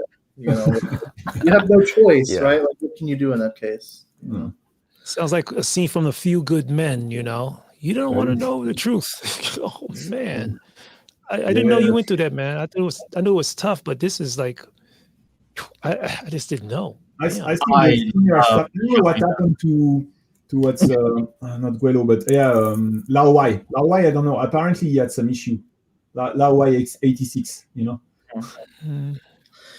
Yeah, but I think like what you're saying like kind of confirms. I think what a lot of people know already is that like there are risks in China, especially if you're going to be making content and saying certain things that are not, I think we all know can be talked about. I think you shouldn't go to China. Nobody should go to China these days. In my opinion, it's really unsafe. You don't know what's going to happen. Of course, there's all the issue with COVID-19 and all this. Anyway, you cannot go to China anymore these days. I think, and then there's the issue also with your nationality. You find yourself at the wrong place at the wrong time. Let's say Macron says something, the French president says something, or Biden says something. Oh, yeah, Chinese needs to step down on the. And then you are the American here, and then they check you and say, we don't like this guy, and and his father was working for this. Okay, let's catch him. There's nothing you can do. You didn't say anything. Or I heard some guys they quarreled on WeChat groups. Maybe they said bad things. So I had one of my subscribers. This happened to me. I have several subscribers. One guy, he's a very wealthy guy. Very successful, a young guy, and he was working for the army before, but he's not in the army anymore. And his girlfriend is from China. He moved to China, and they took his passport and they kept him under investigation for 1 year because they suspect he's a spy. And he was because he used the word. That's crazy. I don't know if he's a spy, but I don't think so. I know the guy. I have no proof, but I don't think he's a spy. And they take him there for 1 year. And then there was another guy. He told me he was fired from China, and they kept him in re-education, like Lao Guy. Lao Guy, this kind of Lao Guy. And because he writes something about Tianjin massacre and say, "Oh, Chinese people deserve the Tianjin massacre," and then some people report him, and he ended up one week. Yeah, like you do that, like police are for sure gonna knock on your door, like every time. It was funny for me because when I first went to China, people were like, May Gorin, American. And I'm like, American. And then like we got American shitless, And then the Canadians were cool. The Canadians were like, Canadians. And I'm like, and then like the Monk and Joe happened, and I was like, Canadian. And they're like, I'm like, you don't want to be Canadian now that like Meng Wanzhou is like being held, huh? And it changes. Like 1 week you're the thing that's like, the thing that's like really like really sucky about this is like it's always like shifting, and you don't know where it's shifting. And it shifts hard because Chinese people all follow the there's same. No guarantee. There's no rights. You have no guarantee. You can end up anywhere. You are just a value. You just have a value. One day they will praise you because you are white or you are this, and the next day they will take you and say, "Look at this bad foreigner." But one day they will love you because you are American, and the next day a part of a collective. Do you want to know what I think the biggest danger is in China right now? The biggest dangerous thing, Guelo 60. Guelo 60. Oh. I mean, the drunken scooter, like watch the fuck out, dude. Holy shit! Like you see that guy coming, get the fuck out of the street. Holy shit! But there's now new I don't know. players on the I don't field, know if that right? guy's gonna ever come to my city. There's new Please, players like, on the field. if he comes to your city, if Guelo 60 comes to your city, you need to Just just lock the photo door. bomb. Lock You need the to door. photo bomb. You need to get in the camera and just do some crazy stuff in the Oh background. yes, you know? yes. Oh dear. It's a Guelo nice comment. 60 is he's a very special case, right? He's a guy, he's been living in China for like what, 17 years, right? 17 years living in China, according to him, and he doesn't speak a word of Chinese. He Wait, just that doesn't make sense though. Yeah. right. I mean, yeah, I know he's like, he's not like the most educated person. He's not the most articulate person in the world, but like seriously, like 17 years and he doesn't even know how to answer like, where do you come from? There was like one video where You're really some setting Chinese him on person fire, said, man. where do you come from? And he was like, I'm sorry, like I have what? no idea. Yeah, he's really like Yeah. just one of the worst. Yeah, some people in the comments are saying Guelo is an embarrassment. He's the worst of the shills. But I think nowadays, for me, it's the Barretts. Do you know the Barretts, guys? Yeah, the Barretts is the worst. Yeah. I've heard of them. Yeah. His videos are very nice, though. How about the other guy? The last one is I don't remember his name. Like, did he quit? He stopped making videos. He was a guy who was arrested before in the US. I don't know. Oh, For drug trafficking or something. I don't know. Oh, Are Nathan you- Rich. Rich. Yeah, Nathan. Yeah, These guys- Nathan. What happened to guys are Nathan? These I guys never are- met any these of guys- them. these I never guys met are any of them. heck But over. I was with Guelo on the WeChat, and sometimes we talk. I think Guelo is very clever. He's a very clever man because he knows what he's doing. He knows what he's doing, and he knows he can make money from YouTube. So, and he has this whole thing. He's very clever, and he knows, so he has the right setup, and he's doing the videos. And I understand him. He's having the best time of his life. He has the women's, he's special, and part of the year he can go back to Canada when the weather is good, and then he can When make the money. weather- on YouTube.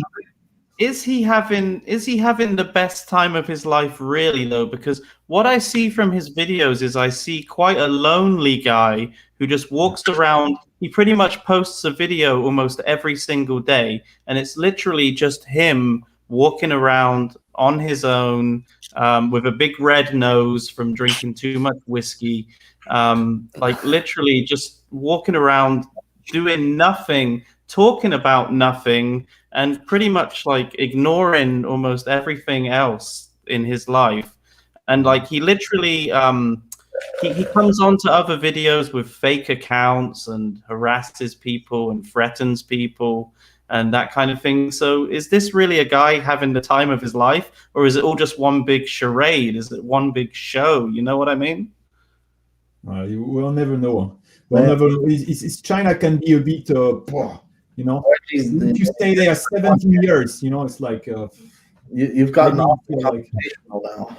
It's like you went away to get a drink and you've come back and you've stirred the pot a little.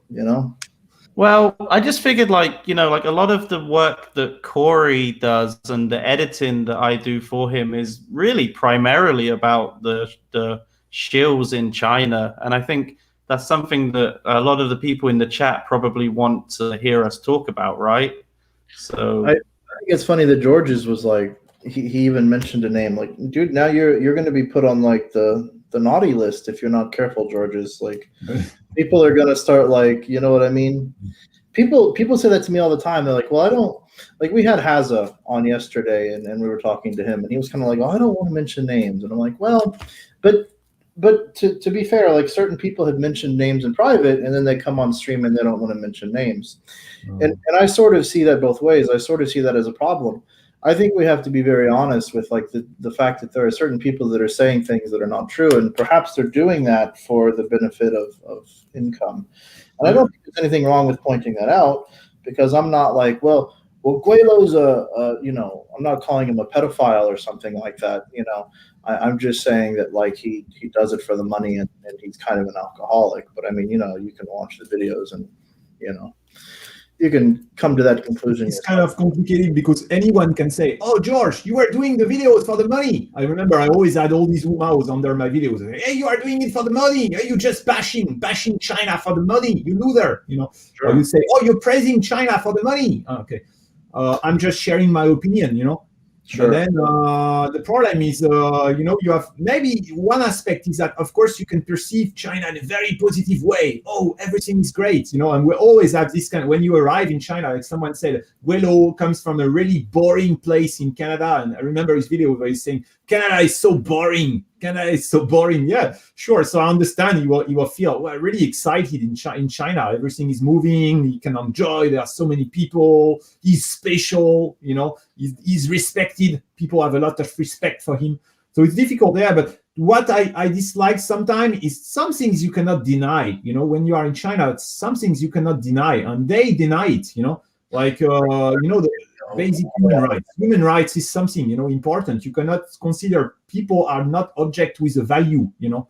So when it comes to social credit system and everything like this, oh, sorry, you cannot travel, or sorry, you have this hukou system or everything. Okay, that's how it works over there. We don't have to judge it. That's how it is. But people should know that's how it is.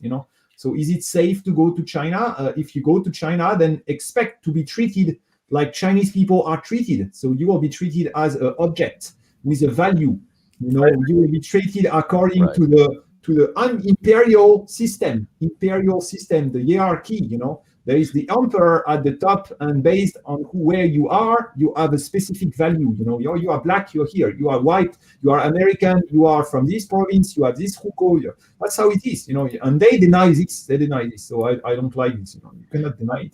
I think that's funny how like China is kind of even changing what we consider to be freedoms.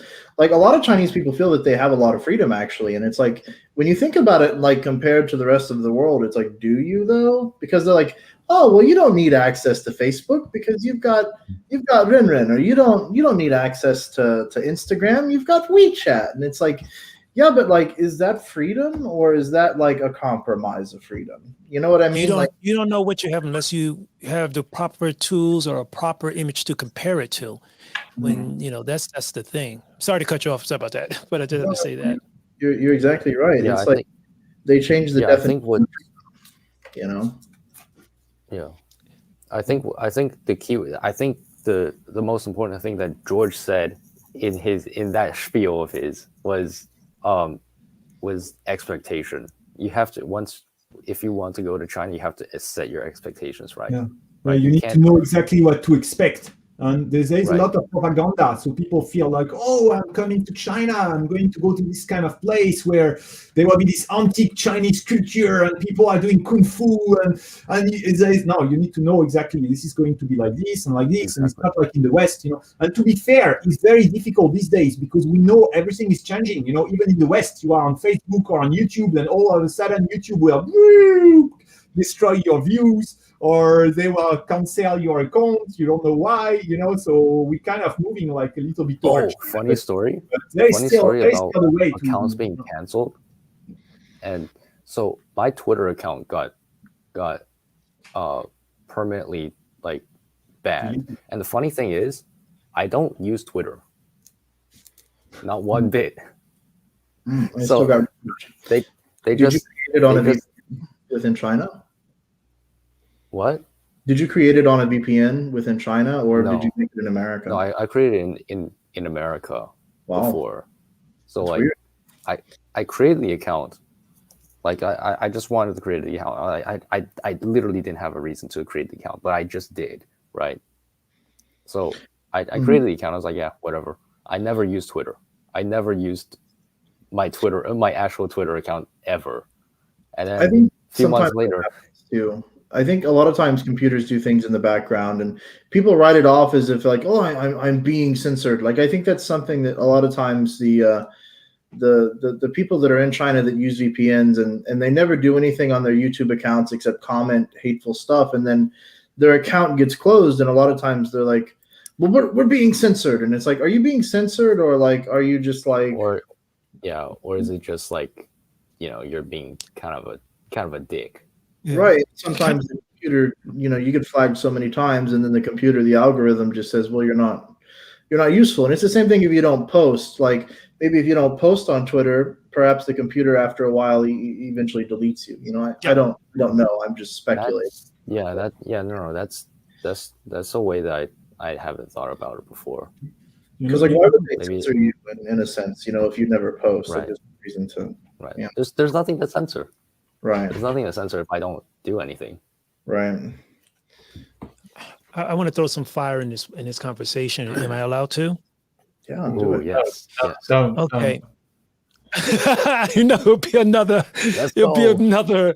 Because I that's what I studied. I studied Chinese history, and when I talk to many of my friends over there, they say we have the right to behave the way we do based on what happened to us in history, and it's just unfortunate. We can't change much in the past, and it's hard for me to try to just not to spoil the waters too high, to say, yes, this is what's happened, but we just have to move right along. And, how do you guys deal with that when you're talking to your friends? Because I know you guys still got friends back there. How do you deal with that? Wow, into the water there, you see? It's kind of rough. This is what I get, I have friends there, and I say, well, you shouldn't be behaving that way because, we're all people, and just try to make things a little bit better for each other. And this is the rough water I'm going through right now. I think all countries have some form of thing in their past, and of course, obviously, like I think the comparison would be like in America, of course, would be like slavery. I think quite obviously, I know what slavery was. I don't want to be blamed for it.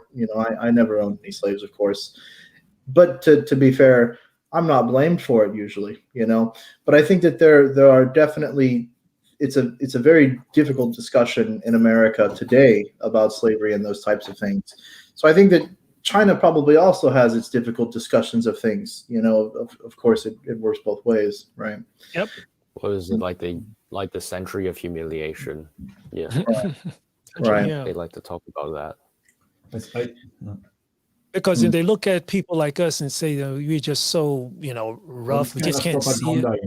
In my opinion, it's the government propaganda. They're just pushing this all the time because they just want to extend. They are extending, getting the resource in African countries. In fact, China replaced France. They replaced the French companies and the French government. They're getting all this Africa for them.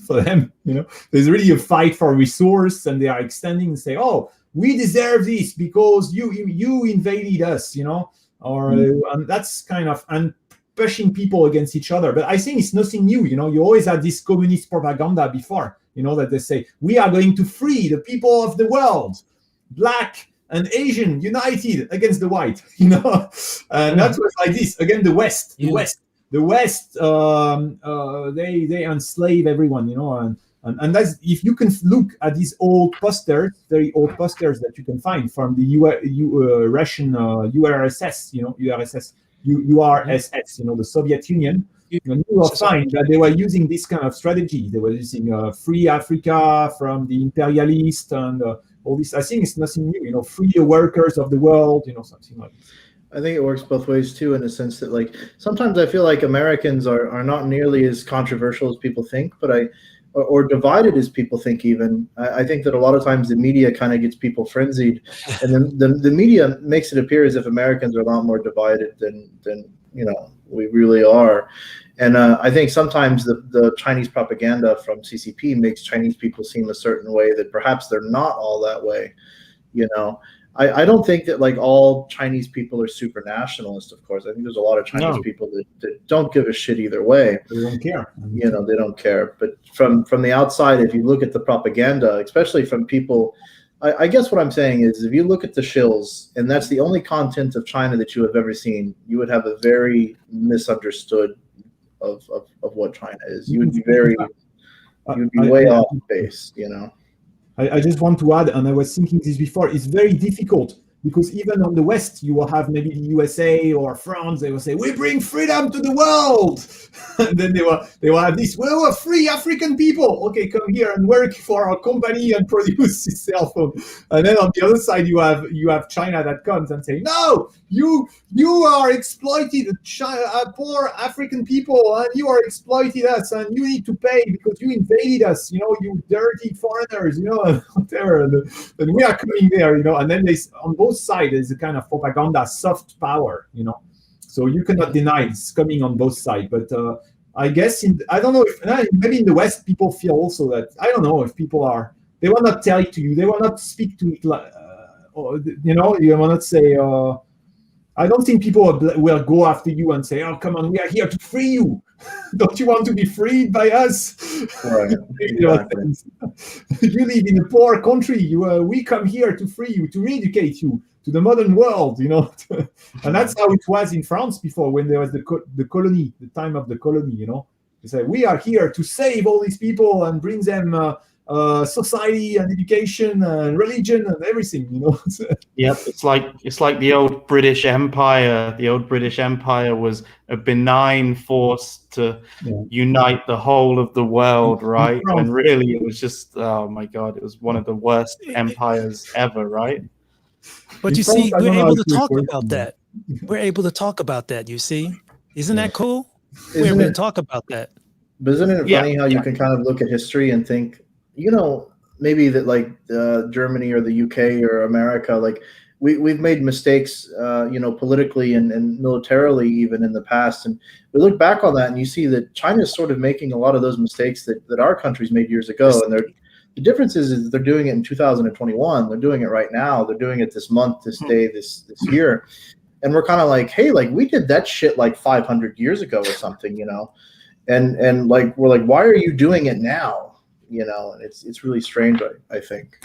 Yeah, but we know, your guys probably already know that, you know, China's going through a population crisis where fewer people get married, and they're going through a crisis because of their, because of the one-child policy and things like that. Now they have to export so they can get income from overseas to help pay for the taxes that we'll need to pay in China to support the population. Yes, George. Yeah, do you really believe in this? Like, because me, I have doubt about this. I think, you know, China, they are always saying, "Oh, look, our population is getting so old. People don't marry. There is no babies. In 50 years from now, there will be no Chinese. The population will be divided by 2, you know." But in fact, maybe they don't tell you, and the population is really growing, and you have some places where people have 5 kids. I don't know. I don't really know. You know. Actually, you and I both. You and I both are correct. You and I both are correct. You and I both. It sounds strange, but yes, you and I, they're using that propaganda to rally everybody together. And I've seen it too. I've read it from documents too, in Chinese documents that's supposed to be snuck out of China. But it is a possibility, and both of us may not be totally wrong. Yeah. Now you speak like a Chinese. Yeah. Oh no, you are just not gotta wrong. look around. You are right. I'm right. Yes and no. Yeah. No, I'm joking. No, they will say there's no right. Yeah, no.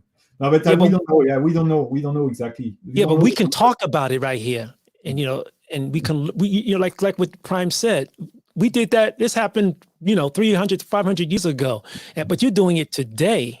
You know, we already see. So yes, go ahead. YGZ. Sorry, mate. I was just saying it's like here in Taiwan, like in 1947, they had something very similar to the Tiananmen Square massacre, and it was a huge thing, right?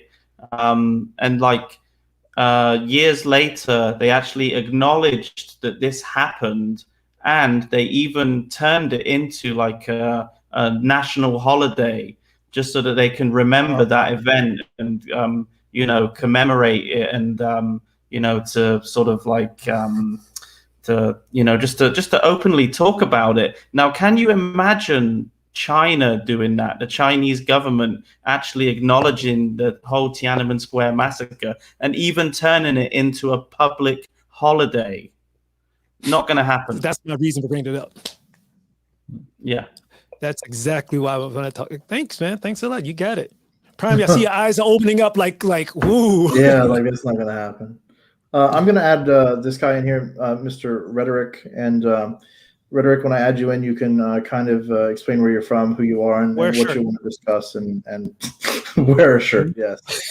Okay. You know, I wanted to say very briefly, you know, I think it's very difficult to talk about China because on one side, everyone has his own opinion. And on one side, you have people like maybe Winston and Lao Wai, and then they will kind of go after China and say, yeah, it's bad, and everything is bad. And then on the other side, you have the people who say everything is good, like Guelo and everything. Then you don't know, you know, anymore. I don't, yeah, but Now maybe you don't agree. Yeah, to be fair, like I think people should understand too that we have a perspective in a sense here that I'm American, that 4Cs is American, YG said Taiwan is British, and George's is French. So we all come from very different backgrounds, and we all have different opinions, and we've all been in China and spent time in China, so we have that in common. But there are still differences even between our opinions.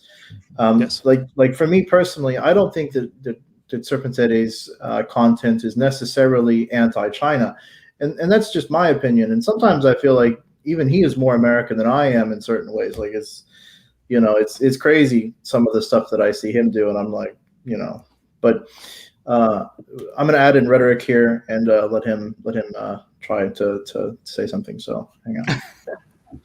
Hello. Hey. How you doing, Redek? I'm doing all right. Yeah, thanks for being so patient. I know you've been there a while. Sorry about that. Oh, no problem. I was listening to you earlier on and off in your last broadcast also with the Guangdong newscaster. I lived in China from 92 to 96. Wow, long time ago then. Good time ago. That's maybe before y'all's. And I was in Ningbo and in Chongqing and Sichuan. Oh, cool. And I've spent the rest of the time in Asia, in Sri Lanka, and I'm in Japan now. And I lived for 5 years in Korea also. Wow, so you've been around. What would you say China was like back in the early 90s compared to what you've seen or have heard, compared to now? Well, I remember flying into Shanghai, and we got stuck in Tokyo for 3 days because of a typhoon. And the airport was like propeller plane type, and everything was dirty and small. Pudong hadn't been built up yet. It used to take me 12 hours to get from Ningbo to Shanghai. And yeah, I'd take the train around quite a bit. I did a lot of traveling, and the trains were very, very slow. It would take 4 or 5 days to get from here to there. Went up through Xinjiang and Tibet, and I traveled quite a bit over the country. But it was great for practicing Chinese because everyone is bored shitless on a train, and take a pair of flashcards with you, and you're good to go. That's interesting. I was in China in '84. Wow, that's a long time ago. So Yeah. I'll just leave it as that, and we'll talk about that at another time. Yeah. It's very interesting back then. It was different when they just opened up, and it was fresh and new. Going to places where they've never seen people of this complexion before, and telling poor little kids, everyone else in China looks like me. freak the kids out. Yeah. Did you pick up enough of the language, Rhetoric? Yeah, I got pretty fluent. Yeah. Yeah, I used to have a friend here from Tibet who I would practice with. I spent a year in Dharamshala in India with the Tibetan refugees, and that was a lot of fun because, they were all worried who was a spy, and most of them spoke Chinese because they weren't allowed to speak Tibetan in Tibet. And so nobody was worried that I was a spy. Yeah, you have a very interesting voice. You have a familiar voice. Interesting. Oh, thank you. Yeah, I also found when someone was commenting earlier, I think the Frenchman, that you're always asking why. I forget how he phrased it, but that was certainly true. It was extremely frustrating to go through all the challenges. And I had studied China, I thought, before I left. I lived in New York next to Chinatown for many years and went to Chinese movies there, and thought I knew something about China. I'd read a few books, etc., but nothing prepared me for what I saw. It was completely different from what I could not have expected it in any way, shape, or form. They have this thing where like people in China would always say, "Oh, I'm having a China day," and that's kind of just like when nothing is going your way and everything is kind of frustrating, and they would associate having a China day with just being frustrating. So it was always kind of funny because sometimes that's how China was maybe there'd be construction in your apartment and you would need to do your visa and you couldn't get it done, and it was just frustrating, and you'd be like, why? China Day. Is a China day, Earthquake. Yeah. Earthquake. You get earthquake. Yeah, you down there? had to negotiate everything. Everything, especially in Ningbo, is famous for having that culture that you had to barter for everything. You had to even to get on the bus ride, you had to haggle about the price of the bus. Okay, earthquake. So cool. You got an earthquake there, James. Yeah, Yeah, little earthquake. you could see 4Cs moving, like you could tell. I don't feel anything here, but we might get the aftershock soon. Yeah, I heard there was one in New Zealand a few days ago. Yeah, Rhetoric, have you had any earthquakes in Japan? And where in Japan Sure. are you? Because like when I was in Japan, like like I experienced them, some crazy ones too, where the buildings were like, Yeah. I'm like, holy shit. Because like being in America, I'd never experienced anything like that before. I live in a 2-story house now, and I'm on the ground floor here. So it just sways a bit. But we were living before in an apartment on the 4th or 5th floor, and I had an aquarium up there. We got a pretty good earthquake, and I had both. My kids were very small at that time, and I was like, "Oh, this is like Disneyland," and the aquarium was going whoosh, whoosh, whoosh. And I was kind of like trying to be like dinky and happy, I remember people were like playing pachinko, the Japanese form of gambling. And there's like an earthquake going on, and they're still playing pachinko and smoking cigarettes. I'm like, you'd think they would like be afraid, but they're like, no, we're just gonna keep gambling. It's normal though. It's just normal over there. To them. They didn't care, Martin there says no earthquake. Is he in Taiwan? Probably is, yeah. So Rhetoric, how did you find this stream, if you don't mind me asking? Are you a Prime in China fan? Well, I've watched maybe a half a dozen to a dozen of his videos, and I don't know how I ran into him. I watch China Uncovered and China Uncensored, or whatever, America Uncovered and China Uncensored, and I watch once in a while the ADV Boys and various things connected to China, and I study history quite a bit. And I don't know, somehow it came up in the suggestions, and then I watched a few. I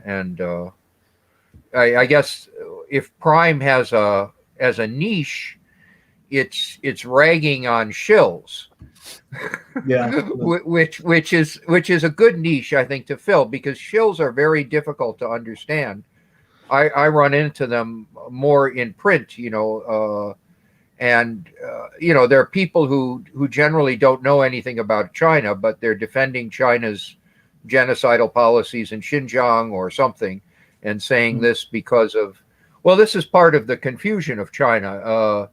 People see it romantically as, some kind of communist something, or, they other China in some way. And it took me a long time to figure the place out, because I thought I was fucking crazy, because it didn't make any sense. And I read a lot of history, and I started reading the academic literature on China, and discovered that much of it was full of shit. I remember a book from the London School of Economics where they were describing life in Mao's China, and I had friends there. I had a good friend who was a philosophy professor, and he told me that was all crap. Prostitution was rampant, and this was all nonsense about there was a workers' commune and this kind of horseshit. So and then I started finding writers who had told the truth. Owen Lattimore was really helpful, in putting it all together for me. And then you would find people who had done a good job of writing about China, and they could explain, why things were the way they were, and they all had historical precedences, and there were many foundational assumptions that were just completely different. I'm a historian too. That's why I studied in China, modern Chinese history, and it's really how interesting you find the Westerner going to China and writing about China in such a romantic way, like Mr. Snow, a news reporter there, and and then when you get in history, when you hear in the Chinese history books, oh, we're never colonized any nation, really. What is our southern Turkestan? What happened in Xizang? What happened? They were invaded nations. I mean, that's what it was. Well, sure, China's all about colonization, yeah, and subjugation, and the colonization is like a meat grinder or a steamroller. They completely genocide the culture, as you can see now that they're doing in Xinjiang, and as they did previously in southern Mongolia and Tibet, just in the last 6 or 8 decades. Southern Turkestan. Southern East Turkmenistan. East Turkmenistan is under, yeah. That's one of the names for what they call Xinjiang. Yeah. Right. You're going to anger some people. I was going to say that's going to anger some people putting it like that. Putting it like Eastern Turkmenistan. Yeah. That's the idea. That's the yeah. Because a lot of those people will message me, especially on Instagram. Like there was, Daniel Dumbrill kind of made a lot of people in certain communities angry. And a lot of these people, like, they messaged me and they were like, hey, like, this guy is completely wrong about, like Xinjiang and those types of things. And it's funny because, a lot of different people will say things, before the Chinese have taken over these lands, and they will still consider it to be what it was before. Right. And it's kind of funny because they still feel that, culturally, because of their culture and their people being different than Han Chinese, that they should still have that land, of course. And of course, Han Chinese people are going to feel exactly the opposite, of course. Right. So, wow. Yeah. Wow. Like, we're able to talk about it and try, hopefully look for a different straight course. I'm gonna have to find out rhetoric again, and when I have to share some of my thoughts with him in another tag. I really find this quite interesting. Meet another historian. Another old school guy. Another old school guy, James. Watch your mouth. These days I study mostly Japanese history, which is another puzzle. But one thing about comparing like America to China, I think the American-born Chinese person said that he gave up after a while. Maybe it was someone else who said that, and I think that's the correct conclusion to come to. But what I found was that as an American or French, you can compare Korea to China or Japan to China. Any of those three countries you can compare to each other profitably. You can say, well, what's the difference between China and Korea? And once you've done that, then you get a heuristic that you can use to begin to understand China. Because when I moved from China to Japan, one of the things I noticed was that the expats, the foreigners here, would be complaining about this, that, and the other thing. Oh, the Japanese this. Oh, the Japanese that. It's the same in China. It's not the Japanese. There certainly are differences between Japan and China, but if your starting point is America, there's so many foundational assumptions that any comparison you make with China is going to come out, in a sense, garbage.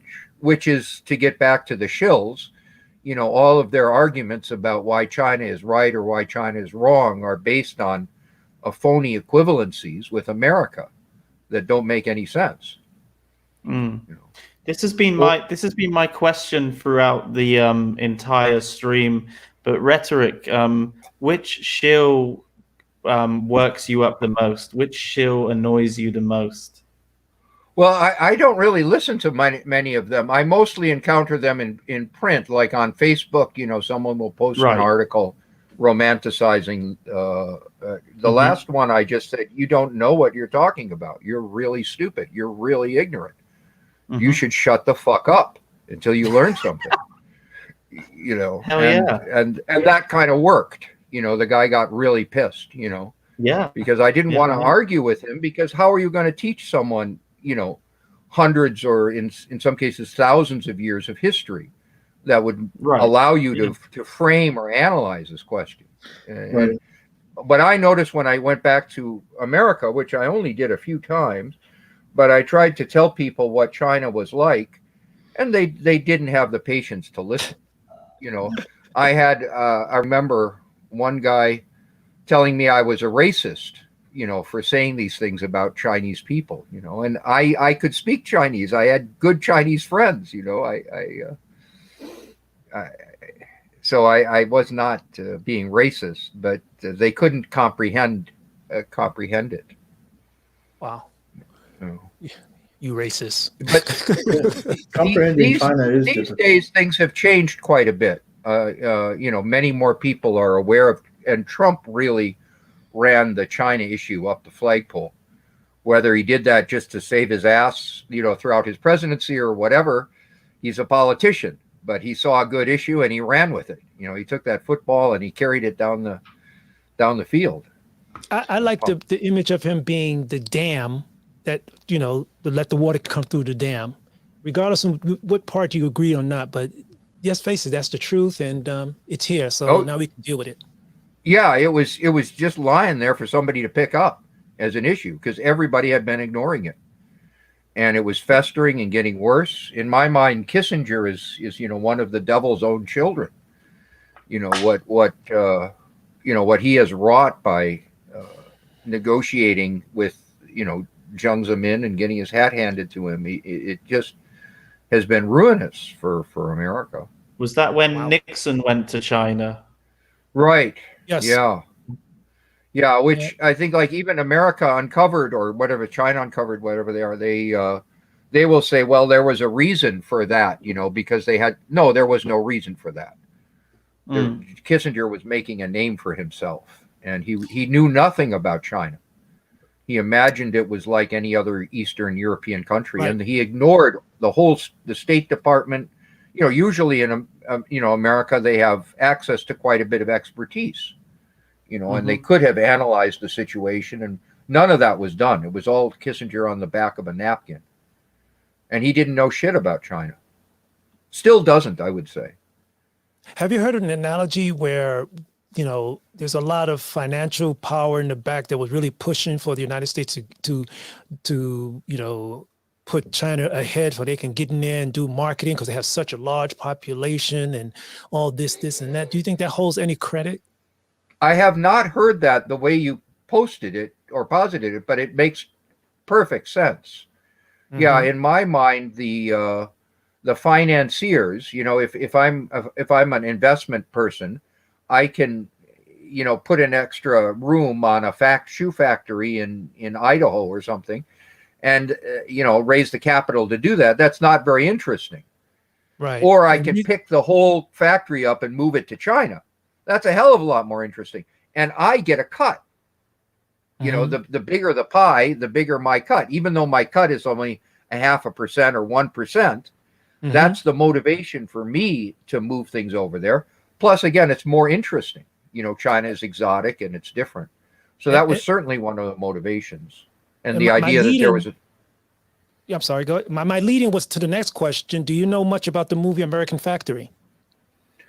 I think I did hear about it, and I think I saw a trailer for it. I haven't watched it. No. Okay, watch it. Yeah. I kind of got the gist of it. I just watched a movie about a Canadian, about a factory. It was made 2 or 3 years ago. A woman in Oregon got a letter in the mail, not in the mail, in her Halloween decorations, saying, this was made in a labor camp. Please come rescue me. I forget the name of the movie. It's one guy's name, Thomas Mizell or something like that. And I can look it up. And that movie, then travels to China, and the guy's in Indonesia at that time. He's taken refugee, and he had shot some film.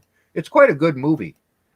And then I think Chinese counterintelligence agents ended up killing him over there. Let me look up the name of that movie. So I just wanted to say we're going to end the stream within the next 15 minutes. Okay. So 15 minutes. If anyone wants to get on the stream and make a one last hoorah or to say anything, I'm going to post it in the comments. Like I said, 15 minutes. This is last call for all you drunk people. And yep, we've been at it for like in 2 hours. Yeah, so 2 hours and 15 minutes. So we're gonna call. I'm fading, guys. You know me. Like I need my beauty sleep. Like anytime after 1 a.m. and it's game over. Really is. Yeah. So this is the last call for anyone that wants to come on.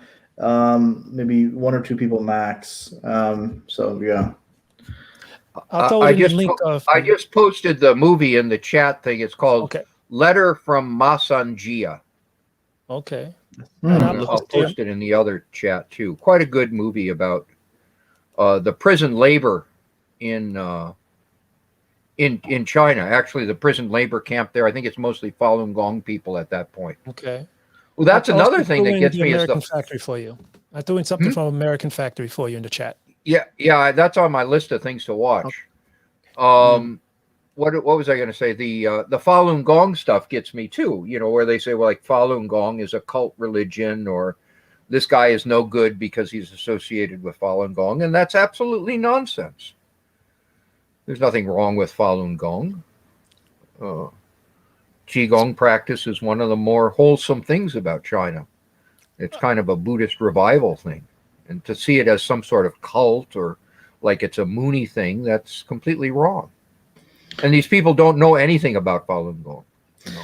I think that's the funny thing about Falun Gong is like how, even though I'm definitely not Falun Gong, I don't support them. I don't know anyone. I'm not a part of them at all.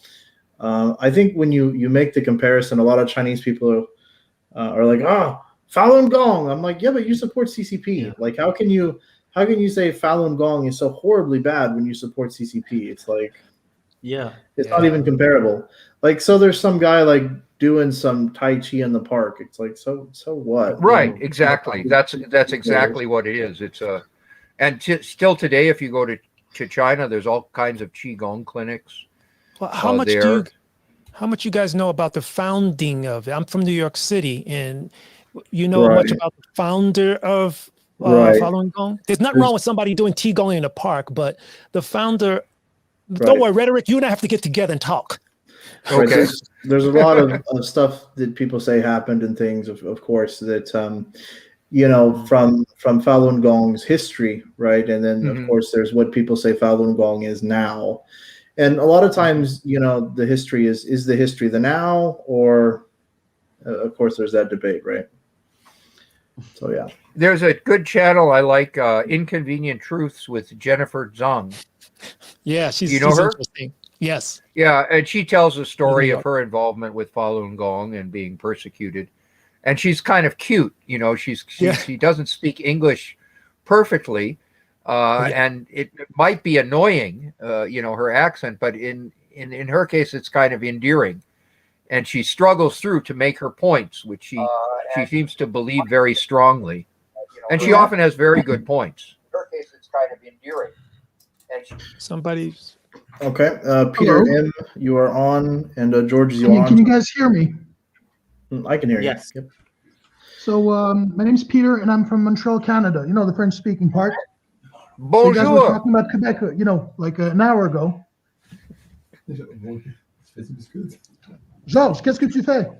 Ah, bonjour Peter. C'est bien, c'est bien. Je suis québécois, je suis de Montréal. Ah, d'accord. So we're going to switch to English because my city is bilingual because we tend to speak let's continue in French. No, I mean, these guys are not going to understand, but so you guys were talking about Quebec a while back. So I'll tell you guys my story. Basically, I had this kind of like desk job and I was pretty bored. And I saw Serpent ZA like 10 years ago. I think he was the first YouTuber pretty much.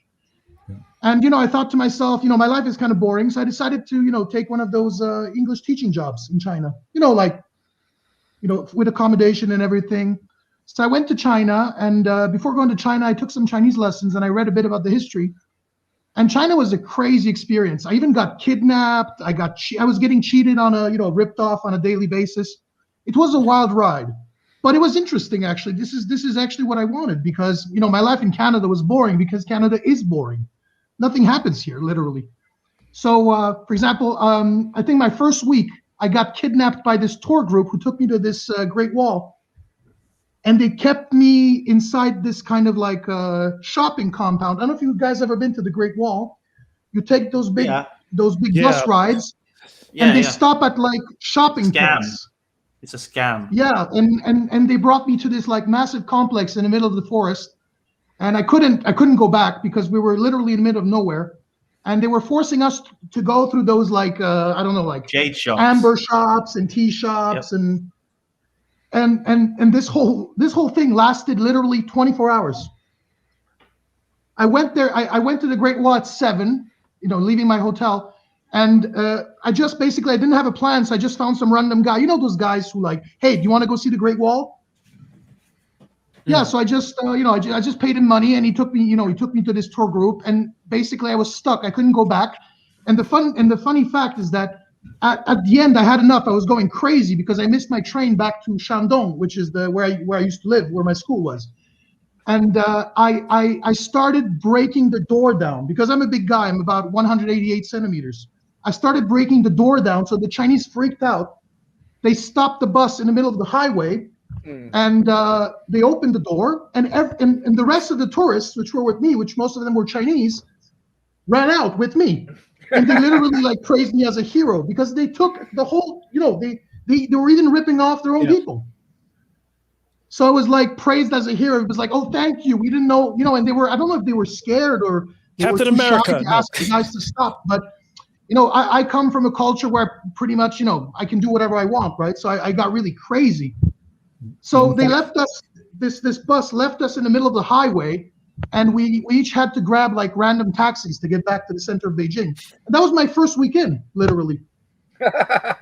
Wow. Yeah. Baptism by fire. Yeah, and once I took another bus to go to Inner Mongolia, and this guy charged me literally 500 renminbi for the ride. And I didn't want to pay him, and he brought his friends, and he started like doing kind of this thug routine on me, like, oh, you got to pay, we're going to kill you, and this kind of stuff. And China was just crazy. The company I used to work at was in Jinan, Shandong. It was like an international school. And my company was owned by the wife of a rich businessman. I think one of the guys who was like the vice president of HP in China, one of the like the IT companies. So basically, it was kind of like her hobby. She was this rich woman. She opened this language school, and they hired a pedophile, literally like a convicted criminal. The company was failing, but she ended up like I don't know. She was paying I wouldn't say the debts with her own money just to save face, to show everybody that she was like making money and successful and everything. It was crazy. They were blackmailing us. They were withholding our papers. So my experience was pretty negative when it comes to the whole system, or when it comes to the way people were functioning in China. But on the other hand, I actually like China for the food and the people. It was very difficult to make friends. I mean, I was there for a couple of years. I was there for like 3-4 years.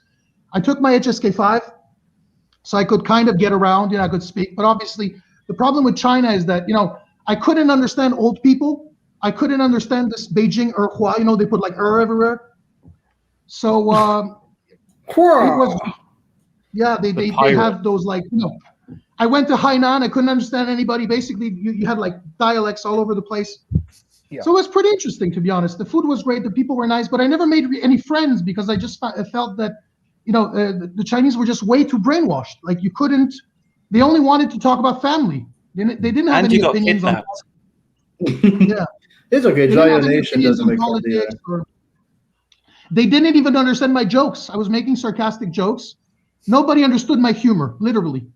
That's Like why at work, people were looking that's at why me. they all love this Jason Lightfoot, the living in China guy. He does the whole sarcastic routine, but they actually think he's like a nationalist and pro CCP supporter. So they don't Yeah. sarcasm is kind of lost in translation there, right? They don't get it literally. So I think I to be honest, I tried to watch one of their like stand-up comedies with this guy, even Dashan, you know, this Canadian guy who has like perfect Chinese. Of course. And I find him boring, literally, when you compare this guy to like, I don't know, Dave Chappelle, or, you know, it's like it's a different world. It's a different way of thinking. And, you know, it was very difficult to make friends. So most of my friends were foreigners, you know, and I tried really hard to abandon like the foreign groups and to kind of, you know, let's say immerse myself, you know, with like pure local Chinese people, which sometimes I did, but it was more like a novelty factor. They wanted to show me off to their parents or, you know, to their friends, like, oh, look, he's white. I know this guy. You know, they were using me as a kind of like a white monkey, if you know what I mean, right? So people were inviting me to their houses. They were paying, you know, guys were inviting me to parties just so they could have a white guy there, pretty much. So I never really made any real friends, if you know what I mean. It was kind of difficult. So it was I would say pretty crazy. And the reason I left was because, you know, the government started getting really unstable. They were like, I think they introduced this credit system. They introduced this like visa points for foreigners. I remember they were like counting points, how much you were worth. Like if you had like a master's degree or if you could speak Chinese. I don't know if you guys were there, but when I was reapplying for my visa, the requirements like doubled literally in 2019, just before COVID actually. And I don't know, I just didn't feel safe anymore, and I was kind of tired of China, so I decided to go to Russia. So through Mongolia, I went to Russia, and I worked in Russia for about a year. And I moved back to Poland because my family is actually Polish. So I have family here. So I'm actually in Poland right now. So I have a very mixed international, let's say, family. The way China is perceived in Poland, or at least in Eastern Europe, is the thing is that people here hate communism because it literally ruined, you know, Yeah. people's lives. You know, people were deported, people were killed. So the thing is that the government, the politicians cooperate with China, and they need China for exports. But the people generally, they don't tolerate anything Chinese. So we have, like, I would say, massive xenophobia here, at least in this, you know, in this part of the world. I know how it is in France or in America, but here I've noticed that, first of all, like the government here, it's like they keep news about China kind of censored. So you only get it from blogs, and you only get it from like people who have their own channels. So I know how it is where you guys are at. Yeah, so that's pretty much like in a nutshell my experience with China and what I was doing there. Yeah. Okay, so we're gonna end the stream here. I'm gonna allow everyone to kind of have some last words or to make a last point, and try to keep it to. There's 6 of us on here now, so try to keep it, you know, within 2 minutes. I'm gonna, you know, people know who I am. This is kind of being posted on my YouTube. So, 4Cs, if you want to, you know, use your 2 minutes to shout out your channel or to make a point or say something, the floor is yours, and then we'll go to YGZ Taiwan after, and then George's and Peter M. Okay. I'd like to thank Prime for, you know, hosting us here. I really appreciate it. And out of this group, my persona is the Abe, the old guy in the group, you know, because, you know, I'm older than Guido, believe it or not. And you know, the stuff that I produce is a little more, how would you say, covers a wide range of foreign existence overseas. And I'm you could say the black bald Walter Cronkite. And you know, visit me at our 4Cs one. Yeah, stop laughing. I'm gonna have to go to southern China and kick this guy off his chair or something. But you know, 4Cs one family, because you know, woman, we are Sahayija. Thank you. And back over to the notorious YGZ. Thank you, James. And yeah, cheers to Prime for putting this together. It's been really interesting. I've kind of just been like zoning out quite a lot, though. It's been a long day. I've been like walking around Taichung all day, walking around night markets and enjoying the life here in Taiwan. So there's going to be a video out tomorrow about that. So if anybody's interested in watching that video, come onto my channel. It's YGZ Taiwan. I've been living here in Taiwan for the last 3 months. and I've lived in China for 7 years in total. So yeah, I kind of like contrast the life here in Taiwan compared to what my life was like in China. So yeah, go and check that out, and I'll hand you over to George's now. Cool. Cheers, guys. You know, one thing is, first I want to thank you for having me here on Prime in China, and also it was amazing to talk with you. You really have a lot of knowledge, and you are great people. So it's really nice, and also it feels good because I feel that you can understand what I went through because you have similar life experience. So we have something that nobody else. You know, when you come back to France or to the West, you come back to your country, nobody will understand. Nobody will understand what you're talking about. And yeah, I wanted to add something that I wrote in the comment section that I always say in my videos. And for this, maybe I disagree with Prime in China, and I disagree with Serponzele and Lawai. Is I always say it's culture, you know, culture. They always blame CCP. They say it's CCP, you know. I say, no, I never blame the government. I just say, look, this is a different way of thinking. And this is a different culture. And then because of this culture, that is thousands of years culture, and it was even before CCP, you know, it was in imperial China. I can imagine people behave the same. There's no empathy, family first, money first, all this. And maybe some people would even say it's DNA. I don't say this because I don't want to become a racist, you know, that's nonsense, you know. But I believe in education and culture. And I don't think you can only say so simply like, oh, just blame CCP and that's it. No, just think about the culture and how should the culture change, and can the people really change their education and culture? You know? And sorry, I took more than 2 minutes. And yeah, okay, that's it. Peter M., anything you'd like to say now that we're at the end of the show? Yeah, I mean, I've been following your channel for, I guess, a couple of months, and you know, it's good that you have this more aggressive stance, because I feel like Serponzade and this Sea Milk and these other guys, you know, who are like anti-China, they tend to kind of be very light. You know, they tend to kind of not attack. But the reason I kind of enjoy your channel is because you kind of tend to really, you know, show the stupidity, you know, the kind of crazy stuff that happens. And I feel like the rest are a bit more, I don't know if they censor themselves a bit more, but you know what I mean. So yeah, so keep doing a good job. I appreciate it. Awesome. And Mr. Rhetoric, any last words? Yeah, I'm going to post here my Global Digest Media. I just started a podcast about Myanmar. A friend of mine from Korea who's Burma, and I did, when I was in Sri Lanka, I did my PhD in Buddhist studies, so I got a chance to spend some time in Burma, and so the coup that's on there, we're having a kind of ongoing discussion about it. So that's what that YouTube channel is about. And what else? Well, thank you again for the opportunity to have these, I don't know what to call them, China appendages, you know, share their experiences, because it's really valuable for us to develop some kind of a cohesive, you know, gestalt about dealing with China. So I hope this continues. And I think, you know, we will find common threads that connect our experiences and our consciousness. So that's a very good thing. And yeah, you must have a very open mind to have nurtured this.